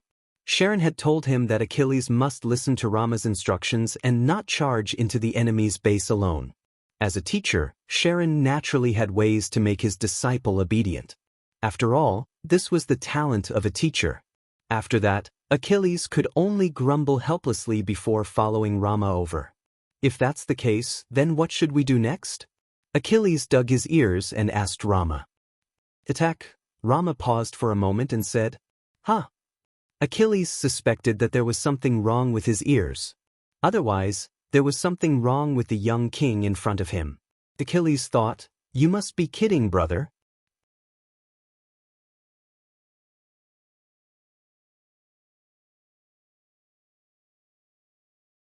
Chapter 525. Without paying attention to Achilles' expression, Rama explained the reason. "At present, there is no monkey army to help me. The only servants who can fight are you and me. Therefore, attacking is the most reliable method at present." Rama said sadly. When he thought that Xido might have been killed, Rama's heart was full of uneasiness. The young Rama still had the courage to be foolish.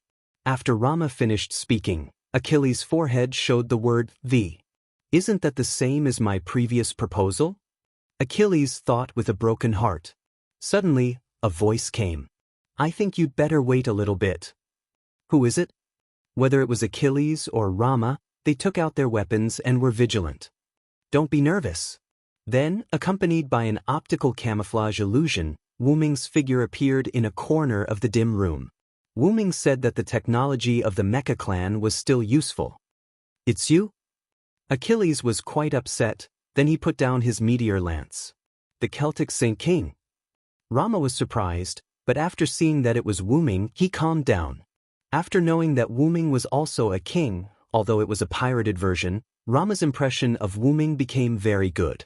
Of course, a good impression was a good impression, and the fact that Wu Ming injured him could be forgiven. However, Rama still remembered the crime of negligently allowing his men to imprison Xido. Although they reconciled, they still had to remember the grudge. This was the young king Rama's decision in the face of Xido's matter. Rama, who was like a child throwing a tantrum, was not noble. As long as it concerned Xido, then Rama would not give in. "Why did you come here alone? Where is the master of Chaldea?" After all, he was also Rama's savior, so Rama naturally cared about him. "Don't worry, Edison has agreed to join forces with us. On the way back, we have joined forces with Karna to eliminate the Shutendaji who had gathered in Japan." Then, Wu Ming briefly explained to the two of them why Karna was a member of the United States, what they had been doing during this period of time, and their next plan. "I didn't expect Lancer to join Edison's camp. Life is really unpredictable." Achilles sighed. In the previous memory, They were clearly teammates, but in the end, they became enemies again. But in any case, because of the alliance, they became teammates again. That person is a hero who gave alms. It's not strange for him to have such decisiveness, Rama said calmly. Although he and Karna did not come from the same story, Rama knew quite a bit about the hero who gave alms. But I didn't expect the heaven-bestowed hero Ajo to appear at this singularity. Rama shook his head. Because of Wu Ming's explanation, the two also knew that Ajona had been fighting Karna all this time. They both sighed with emotion. Not only did Rama temporarily lose a combat power, but he also sighed that these two old enemies who loved and hated each other could appear at this singularity at the same time. That's why this is the Holy Grail. Such a miracle can also happen. Achilles smiled softly, thinking about how he and Sensei appeared together. After hearing Achilles' words, Wu Ming smiled. Because of this, Rama, you can also meet Sido at this singularity, just like Karna and Ajo. These were all miracles brought about by the Holy Grail. Rama did not deny it at all and nodded seriously. Although I still can't meet Sido, as long as I know that she's still on this continent, I feel extremely at ease. Because Rama intervened in the Battle of the Monkeys and killed the enemy monkey, the dead monkey's wife put a curse on him. Even if you take back your wife, you can't really meet her. Because of this parting curse, Rama and Sido were separated again in the end, and it was a separation of life and death. This curse still accompanied the two. As long as they were too close to each other, one of them would gradually become weak, faint, and lose power until one of them left. Even if there's a curse, I will definitely find Sido. Rama said angrily. Even with such a curse, Rama still pursued Sido without hesitation, even if it meant death. If that's the case, then you should listen to me and wait for a while. During Wu Ming's explanation, he also told the two of them about the joint attack of the American forces, the lone follower forces, and the Celtic forces on the remaining two forces. If that's the case, I can wait. Anyway, I've been waiting for a day. Rama put away the eternal blade and sat cross-legged on the ground. Tisk, really, both of them are so difficult to understand.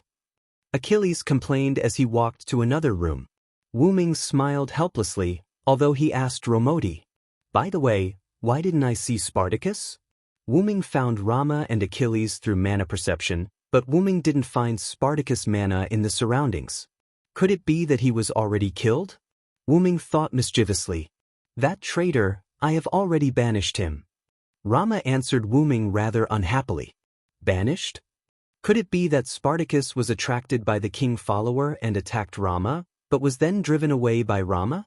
Wu Ming looked at Rama's rather unhappy expression and thought that it must be so. Forget it, I'll go find him. I don't want him to ruin my plan. After that, Rama and Achilles continued to stay in Des Moines, while Wu Ming left and embarked on the path to find the traitor.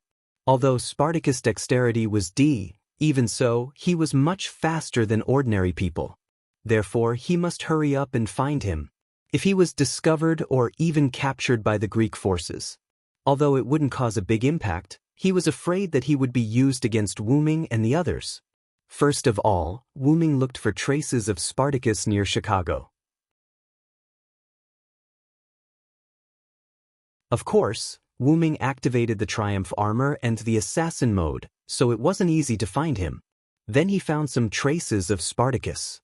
Could it be that he was really captured? Wu Ming said helplessly. At this time, Wu Ming suddenly found another mana, which was the mana of someone Wu Ming had seen before. Does this mean that he wants me to go there? Wu Ming felt that the other party didn't have the slightest trace of concealment. He speculated that the other party was trying to attract him. Not afraid that it was a trap, Wu Ming quietly moved toward that place. You're tuning in to the Dreamy Chapters YouTube channel. We're so grateful for your support, and don't forget to subscribe to join us on this incredible journey through captivating stories. Your generosity through donations truly makes a world of difference, as it's the primary source of revenue that allows me to expand and enhance this channel for you. Thank you from the bottom of my heart for being a part of this adventure.